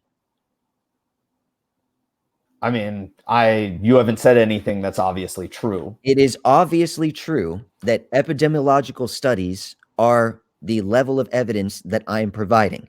It is obviously true that epidemiological studies are also the level of evidence that the CDC provides. Therefore, we are working with the same level of evidence in this hierarchy as was described by your coworker. Not a coworker, a friend. Whatever he is, okay? I'm simply stating that if not bright, are we? If you deem my level of evidence to be inadequate, you also deem the CDC's level of evidence to be inadequate. It's a damn good point, and that's the reason why it's not a good point. Admit it. Because there's different claims, right? Like, so the nature of the claim is different, Listen, and I'm going to accept different evidences. No, the nature of the claim is not different. Yes, it is. You're making up. You're trying to pull that out of your ass. I'm not pulling that out of my ass. Evidence. Wait, so are you saying the claim that there is not evidence that vaccines cause autism is the same as the reverse claim? Gymnastics. This motherfucker wins the championship for mental gymnastics. Gold medal, silver medal, and fucking bronze. You take all three. Get this guy. That's great. I'm glad that you're semi-literate, seriously, intelligence is going to cognitive dissonance that you're displaying right now is just making it not even worth it to converse with you anymore. I mean, do you have anything other than personal attacks? Because at this point I've outlined it, right? One is a positive claim. What the CDC is doing is they're gatekeeping, right? And so if the baseline, and they use other forms of evidence. What do you mean by gatekeeping? Essentially, do you understand the difference between a positive claim and a negative claim? We're talking about levels of evidence, and there's not a different. No. We're talking about the nature of claims here, right? So, do you know the difference between the claim X is the case and the claim there is not sufficient evidence that X is the case? What do you mean, do I know a difference? It's two different things. And would you say that two different things require two different levels of evidentiary substance in order to be accepted? I like how Mr. Autopants is saying my argument failed, when in fact I've actually made an argument that you now cannot defeat. I mean, I'm defeating it right now, which is, do you understand that there is a difference in claims there? Sure, but there's not a difference that requires a different standard of evidence, though. You don't think that, so that's interesting. You think that every negative claim requires as much proof as a positive claim? Well, your friend's assertion that the level of evidence provided, it falls somewhere in a hierarchy, was not based on whether it's a positive claim or a negative claim. He was simply referring to the type of evidence in question. Okay, so a positive claim requires more evidence, right? Like the type of claim. What is your source for that? Basic philosophy of science. No, I could see a negative claim requiring just as much evidence, if not more, because a negative is harder to disprove. I mean, but here's the thing, right? The default position is that there is no link between vaccines and autism, right? Like just from an epistemological point of view. And so that's not the default position. The claim has to be, so, your claim, right, which is that aluminum is causing autism, that has to jump through more hoops than the claim that your hypothesis is not true or is unevidenced, right? The claim is that the hypothesis is unevidenced, so it requires different amounts of substantiation. Look, I've made a damn good point, and you won't admit something because you know that admitting it basically ends the debate. Are you psychic? I'm just wondering, are you psychic? No, but I can tell what you're doing. What am I doing? You're intentionally avoiding answering the one question, or admitting basically the one thing that basically blows the lid off your entire argument. I mean, how does it blow the lid off my entire argument? Because even if I'm wrong about this point, it has nothing to do with whether I'm going to accept that, whether I'm going to accept the fact that aluminum causes autism. Because those are two separate claims. It would just mean that I need to reevaluate how I, take in the CDC's proclamations, which, again, I'm saying I don't really care about for the sake of this argument. CDC's full of shit. Okay, the CDC could be full of shit. I'm not sourcing them for my argument. So, again, you've agreed that this is just a rabbit trail. So why you continue to? It's an extremely important point. In fact, it's probably the most important point that I've made this entire time. And you just don't want to come to grips with that because it proves you wrong. I mean, again, it's not relevant to my case what my position on the CDC's proclamations are. Because what is the basis for the claim that vaccines don't cause autism? It's the CDC. I don't think I've made that claim. The CDC is who's making that claim. I mean, I don't care what the CDC has to say about it in the context of this argument. Follow my logic here. what I'm responding to is the CDC's claim that vaccines don't cause autism. They made that huge thing about it. They put it all over their website. They shared it everywhere. Everybody's been resharing the CDC saying vaccines don't cause autism. And if you get in a debate with somebody about whether or not vaccines cause autism, the first thing they do is throw that stupid CDC link in your face that says vaccines don't cause autism. Did I do that? No, you didn't. And I'm okay. Then why are you addressing some hypothetical person that isn't me? Why don't you let me finish my point? I mean, I don't. Well, there's no point in this, right? Because you're not arguing against me. You're arguing against someone who isn't here. To see how wrong you are. I mean, that's great. If that makes you feel like you are, you know, you have testicular fortitude and you are adequate to the opposite sex, that's fantastic, but that's not relevant to our discussion. Listen, we've gotten to the point where you are trapped in a logical contradiction that you cannot possibly wiggle your way out of, and it basically ends the entire debate. And I mean, again, like when I repeatedly say I'm not using the CDC for my argument at all, I don't really see how you've trapped me in anything. Well, if you are asserting that vaccines don't cause autism, I haven't asserted that. So do you assert that? No. You don't assert. So vaccines may cause autism, you say. If you are able to outline a plausible case, I'll accept it. Well, I outlined a plausible mechanism of action already. You just it wasn't. I mean, I already explained that it isn't plausible. Of course, it's plausible. You're just doing mental gymnastics to try to come to grips with it. I mean, you may think that, right? Like I give you the, you know, this is America and you're allowed to think whatever you want to think. But if you just assert that it is, I mean, look, go into a lab and actually prove it, you know? Hold on. Let me finish my point. Let me finish explaining why you have essentially lost the debate. Because, I mean, I don't care. So like, it doesn't matter to me whether you whether or not you perceive that you've won some debate. It does I don't have not to explain it if you'll just admit it. But if you're going to keep sitting there saying no, and you're going to force me to explain it, but we can do it either way. Okay, look, CDC says vaccines don't cause autism. They say that based on a set of epidemiological studies. Your source that you brought into this chat room explained to us that epidemiological studies are an inadequate measurement either way. What source did I bring in here? Your professor guy. He's not my source. How did he get in the chat room? There's this magical person called a host that gave him the link. Okay, it wasn't your source. No, it wasn't my source. Okay, fine. But a very intelligent and legitimate source came in this chat room. I mean, and explained to us. Intelligent. Stop interrupting me while I'm explaining. Thank you. He explained to us that there is a hierarchy of types of evidence and that epidemiological evidence is not at the top. He explained that it is more towards the middle. And it's considered to be a form of evidence that is not necessarily convincing to prove or disprove a causation. Okay. And I acknowledged that that was a really good explanation of the hierarchy of evidence. And then I pointed out that where my evidence is on that hierarchy is on the same place as the CDC's. So for you to then say that my evidence is not high enough on the hierarchy to be credible in the debate means that you also think the CDC is not high enough on there either. So that is the major logical contradiction in what you're saying.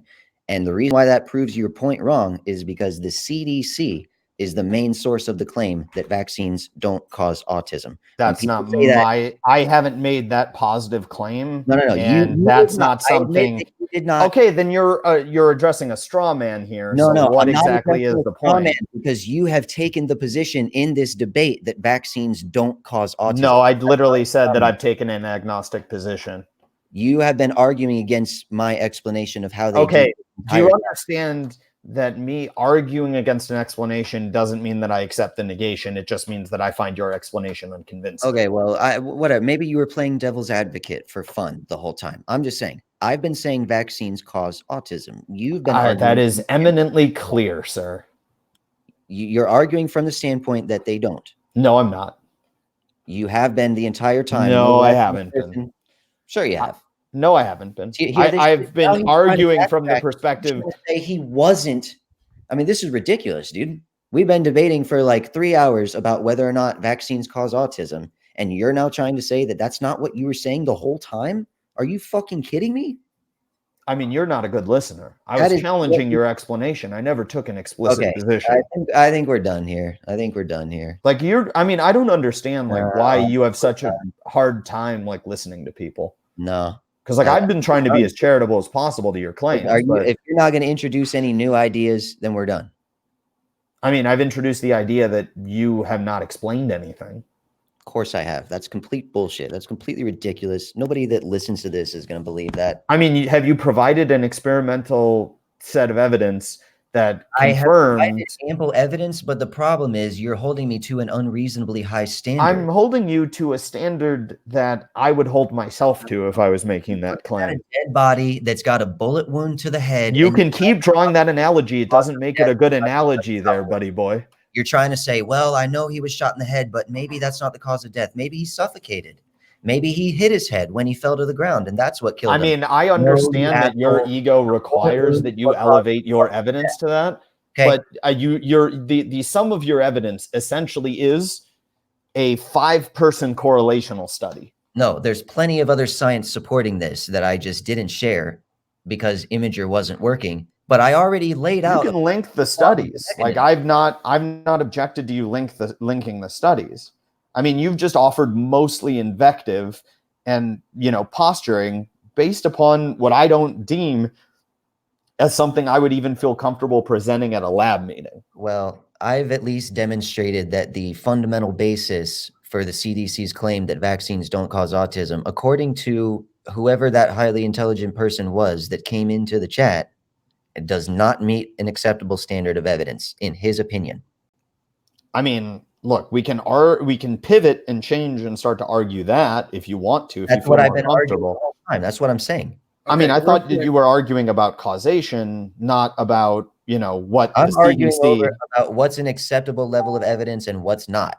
And your friend is trying to say epidemiological is not, and I'm saying okay. Hold on. So just we're going around in circles. So can you offer a summation of Sam's point and why you don't agree with him? Sam is claiming that I have not adequately demonstrated or explained on a deep enough level the biochemical mechanism of action. And I disagree with that. I think I have. I think I've given plenty of supporting evidence. I've explained how vaccine aluminum gets into the brain. We've all agreed that that causes an inflammatory immune response.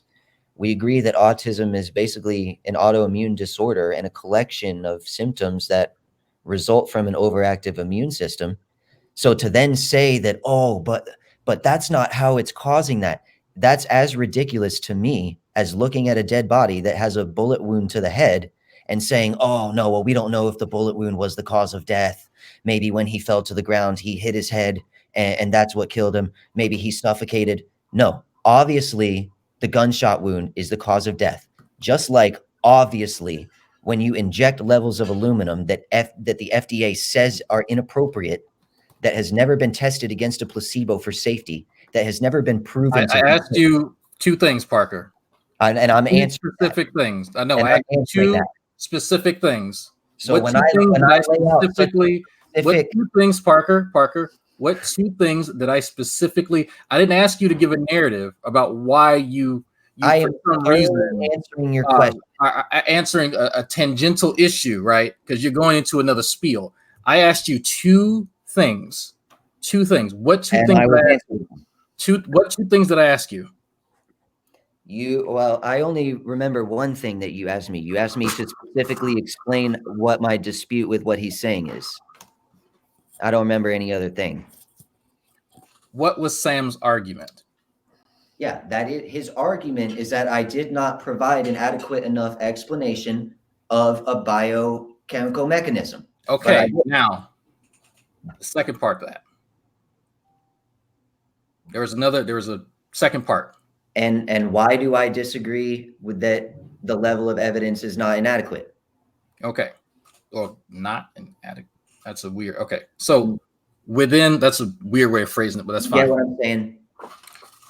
The issue here, right, is that when you were trying to address someone's argument, you go on a tangent that had nothing to do with what they were originally talking about. Disproving my point. Can you address my point? This is part of the issue. I'm talking about the actual discourse. You're frustrated, but I've sat here and listened to you the entire time. 90% of the time you're referencing the CDC, which he has never brought up. And you, for some reason, want to somehow psychically intuit what his motivations are. And I ended up actually sharing several links to a lot of logical fallacies that you seem to be a fan of. He's wrong. But maybe maybe you have autism. I don't know. Maybe this is something personal, but I would say that if you want people to actually take you seriously, it would be incumbent upon you to actually pay attention to what they're saying. And if you don't know, just say, hey, that phrase that you use, mechanism of action. Okay, can you get to your point, please? Okay, so the point is, you're a fucking idiot. No one should ever talk to you, but you're a good lol scout. I'm a fucking idiot. That's his point. Yes. Wow. That's Very my good point. I'm very convinced. You know what? I'm wrong. And vaccines actually are good because Dragnot called me a fucking. I mean, you're just being a disrespectful cunt. Yeah, so I realize the error of my ways now that you've pointed out. I think you really don't. I think that you found some poor unfortunate woman that will tolerate you long enough for you to entertain yourself with. But other than that I can kind of see that there's not really much else to you. I was gonna say that those are comments of Dragnot and not of scientist Sam. I cannot comment on whether or not he is a competent lover. Okay, well, nobody can disprove my point because you guys all know that it's true. You know that I won the debate. Do we know in such a way for it to be true? Please say that. Please say that. Do we know in such a way for it to be true? Get out of it. Huh? Do we know it in such a way for it to be true? I demonstrated his central point to be illogical. How? Because he's saying that the level of evidence that I'm providing is inadequate. And the level of evidence that I'm providing is the same level that the CDC provides when they say that. The CDC as his bludgeoning tool in this discussion. Yeah, I don't know why the CDC is relevant here, other than you wanting to get on a hobby horse, because I haven't systematically evaluated what their standard is for this in a while. This is a debate about whether or not vaccines cause autism. That's how this whole thing started. Can we agree? Well, for one thing, a debate happens between two people of comparable knowledge and understanding on a topic. So, oh my god, if you actually go there, but secondly, what someone's positing, right, is going to be based on either their personal credulity or they're going to have a source or two somewhere, right? You telling someone what their source is not how that works. If I say that your source is your ass, right, and just say, no, you haven't actually read any books, I would need to actually demonstrate that, right? But I know that you have several books that you've deferred to.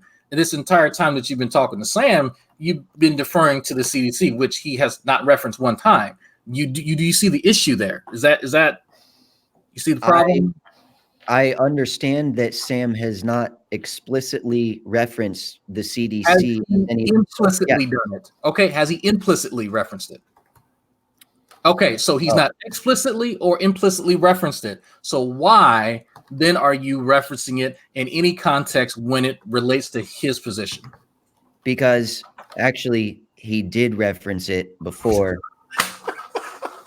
When did I reference it? Prior to when we were talking about the studies they did. You referenced that the CDC had done a study that had disproven the link. No, I haven't. No, like right in the beginning of the conversation, like a long. No, I didn't. Pretty sure you did. I mean, but that's fine that you're pretty sure of it, but you being sure of it isn't evidence of anything. So there's 90 people home. There's 90 people home.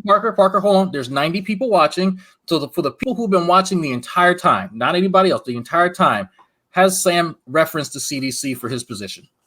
Well, you got a chat room full of people that hate me and are trash talking. No, it has nothing to do. Hold on, that has nothing to do with. Hold on, here we go. That has nothing to do with anything at all. Here you go again. Whether Sam referenced it or not is in no relation to whether someone fucking likes you. What does that have to do with anything? I can reference the fucking moon, and it has no. mother. It's just that you and him have both been referencing epidemiological studies. So here we go. No. I don't. I mean, unless like I'm tripping here, I haven't referenced Actually, that. yeah, Sam, that might be true. You might not have, but Dragnot was posting something Can else. Can I ask a question here that's actually like quite important? Why is it that you don't like I think I've been extraordinarily careful here to not misquote you and to take you at face value. Why is there not any of that reciprocity there? There's absolutely an enormous amount of reciprocity there, and for you to insinuate anything otherwise is completely embarrassing and illogical. Well, I mean, we can just take this, right? You've started talking about the CDC. You literally just said, oh, he referenced the epidemiological studies of the CDC. And I never did, right? I have not explicitly talked epidemiology with you until this point. So like clearly there is an asymmetry here. And like, I'm amazed for someone that, you know, had to bemoan and practically verbally jerk himself off about how he had caught me in some supposed contradiction, doesn't show any of the commensurate contrition when it comes to getting someone's stance right. I mean, what even makes you worth respectable on a basic human decency level when you do stuff like that? It's amazing. Like, I have to wonder if he does this to people in real life, because there's over 90 people watching.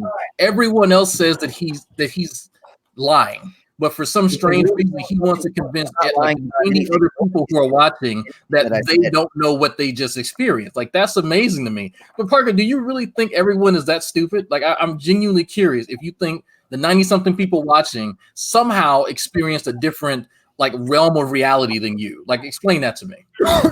Well, I mean, 90% of the public thinks vaccines are good for you. Yeah, there we go. That's another dodge. There we go. There is another dodge. I expected. Good. There's a dodge. That's weird. Maybe you just been smoking something that ain't too good for you. This is my apple tree. That's cute. There's squirrel. Is there a squirrel? Look at all those apples on there. Those are some big fucking juicy apples. Red. I am surprised you were competent enough to know how to do that. Looks great, doesn't it? Look at these down. Do we want to just toss this guy and then wrap it up? Yeah. Well, all right. Give your spiel. Or what? Do you want to keep being illogical? Give your spiel so we can be done, because some of us actually have some stuff to do. This has been entertaining, and I hope people. Well, Dragnot, no one actually even asked you to come back in the chat. Scientists. It's my fucking hangout, dumbass. Well, you said you were going to leave, and you were going to leave us two alone, and that didn't happen apparently. I was going to go in the background where I can hide myself. It's really easy. Look, I was just trying to answer your question. You asked me why I didn't accept scientist Sam's opinion that I haven't provided adequate evidence, because I think I have. I think that logical people agree that I have. The only other person that's at my house right now is my girlfriend, and she agrees with the conclusion. Of course. What's her background again? But that's not evidence, Parker. The fact that your girlfriend agrees with you is not convincing. No, I didn't say that was evidence. I'm saying my girlfriend also agrees that when I cook, Korean kimchi braised pork, it's delicious. Look, this is the bottom line. That's you want me to do my spiel? Okay, then this is the spiel, as you call it. This is the bottom line. I have provided evidence which I perceive to be adequately convincing, or at least plausible, more plausible than what the medical system says. It's genetic. Are you fucking kidding me? There's no baby boomers out there in diapers with autism. Don't tell me that the same rate of autism has been there the entire time and we're just diagnosing it better. That's a crock of shit. And I'm proving that to you using epidemiological studies, which I perceive to be an adequate level of evidence. You are saying, no, that's not good enough. That's not an adequate level of evidence. And I'm saying, okay, well, if that's not, then you better realize that that's what the CDC is using to say vaccines don't cause autism, which is what we're fucking debating about. So if my evidence is not good, then you are admitting that my opponent, which is the CDC, which is the biggest source out there right now that is saying vaccines don't cause autism and who is pushing that, if you agree that my evidence is not adequate, then you have to also agree that theirs is not adequate either, which means they can't be trusted when they say vaccines don't cause autism. And if you agree with that, then fine. Then I have nothing further to argue with you about. That's it. Okay, cool. So we have someone in the chat who is a boomer who has autism. Interesting. So here we go. Listen, I'm not going to play the game with you guys. You guys are not going to sit there and argue that they're the same number of babies. You can disagree with them all you want, but it's like it's interesting that personal incredulity is fine for you, but you know, I guess you require something different of other folks. Which but don't complain. You know, when evidence contradicts your narrative. Okay. So I got you get upset and get butthurt. Now he's doing the thing. I mean, it's like if you want to try and have a point. Actually, here, the med student. What would make him change his position? Okay, so here's a good question. So, what would make you change your position? Filling the airspace with his words. So I mean, if you're upset about people interrupting, then you probably shouldn't do it so much. I don't do it very much. Nowhere near as you, my friend. Do you want me to do another straw poll and ask the audience whether you interrupt a lot? It's biased as hell against me. And biased. Okay. So if someone were to go back, just hypothetically, and count the number of times you've interrupted, that number would be 0, right? Listen, let's get a response. Okay, there we go. So if you're gonna bring it up, right, and then dodge it, then don't bring it up. You don't actually have an ability to address your bad behavior. So I don't want to hear anything about someone not being civil to you when it's obvious that, again, there's no reciprocity. So if you want to be treated like a petulant child, then you keep behaving like a petulant child, because I have no other reason to treat you anything else. Like, you're not an adult. It's clear. Okay. Are you clear? So maybe if you could find somebody in your life to help you, I don't know, grow the fuck up. Maybe someone will take you seriously. Maybe your mother will love you again. I don't know. But you know what? Maybe she'll give you incredibly obvious at some point in time. One of the substitutes in your group will send you a box of flowers or some candy, and that'll fill the void in where love and understanding should have went in your childhood. See, that's what he does. He does that thing where I don't get a chance to talk. He'll just say bullshit for like 2 minutes straight. He goes, I do not endorse these remarks. That is way too personal. Monologues, and the whole point of them is just so I don't get the chance to say anything else. I let you say an entire spiel. I didn't say anything. So you said that useless bullshit to try to talk over me, so I wouldn't. Are you upset, Parker? Does that upset you? Well, if you want civility, I'm not upset. If you want civility, then you should try being a civil fucking adult. And but right now, I'm looking at a petulant ass child. I have no inclination to treat you like anything other than a petulant child. Okay, well, you're a fucking asshole. We were having a great conversation. Thank you. I appreciate it. Thank you. Okay. Scientists, you see what I'm talking. You see how this logical conversation took a turn for the worse, like the minute he came in and started doing all that bullshit. I gotta be honest, man. I was putting up with a lot with you. You don't really have the ability to. If I'm going to give like some constructive criticism, I think that you put way too much stock in your I don't want to say ability to evaluate claims, but in the validity of your opinion. And so like you just kept on, sort of reasserting what your opinion was, which is great. I just don't really necessarily see that. Okay. Obviously, I shouldn't have counted on you to be logical. I shouldn't have asked you that question and counted on you for that to give a proper answer on that. So forget it. I'm done with this conversation. No one didn't agree with me. You're not logical in my mind. I mean, I don't agree with either the way that you two are conducting your science. I laid out. Listen, bottom line, I laid out a plausible explanation for how vaccines might be causing autism, and it's an explanation that makes a little more sense than the currently accepted medical theory of it's genetic. We don't know what's going on. Okay, and I made my argument using epidemiological studies, which I perceive to be a mostly adequate level of evidence. I mean, I'm not saying this is proof, but I'm saying it's a better theory than the currently accepted one. I think we can all pretty much agree on that. No. No. Okay. Well, some people are just full of shit. That's cool. So how about this? Here's no all bullshit aside. But so I can finish. Okay. So you want me to be nice? All bullshit aside. If you think that that's the case, fair enough. Cool. Fair enough. You then obtain the education and you go do the studies. Like, I mean, there's no other, like, I don't think of another like scenario that would be better for you other than to say, you know what, if other people aren't going to do the legwork that I think should be done, let me go do it myself, because it just complaining about it doesn't change anything. Well, if by legwork you mean reading these books and reading up on these scientific studies and understanding what's going on, then that is what I'm doing. Do the experiments yourself. So you want me to do? You want science? Me to, don't you think it should be the company that makes the product? No, I think the person who feels so strongly about it and is telling other people that they're wrong should probably get off his ass and do something. So you're saying that I should be more responsible for vaccine testing than you vaccine? You should be responsible for what you feel strongly about in life. If it is debunking vaccines and the big old companies, people have done it before. People have taken on corporations. History has shown that does happen. So if you do feel strongly about it, then get off your lazy ass and do something. Well, I am. Cool. Are you going to school to become a Well, no. Why would I want it? What, you mean like medical school where they lie to you about all this shit and cover up? Okay. So if you go in there, you're going to be lied to, and so that's going to stop you. Well, all the scientists that you claim that are providing evidence for your claims, it didn't stop them. That's weird.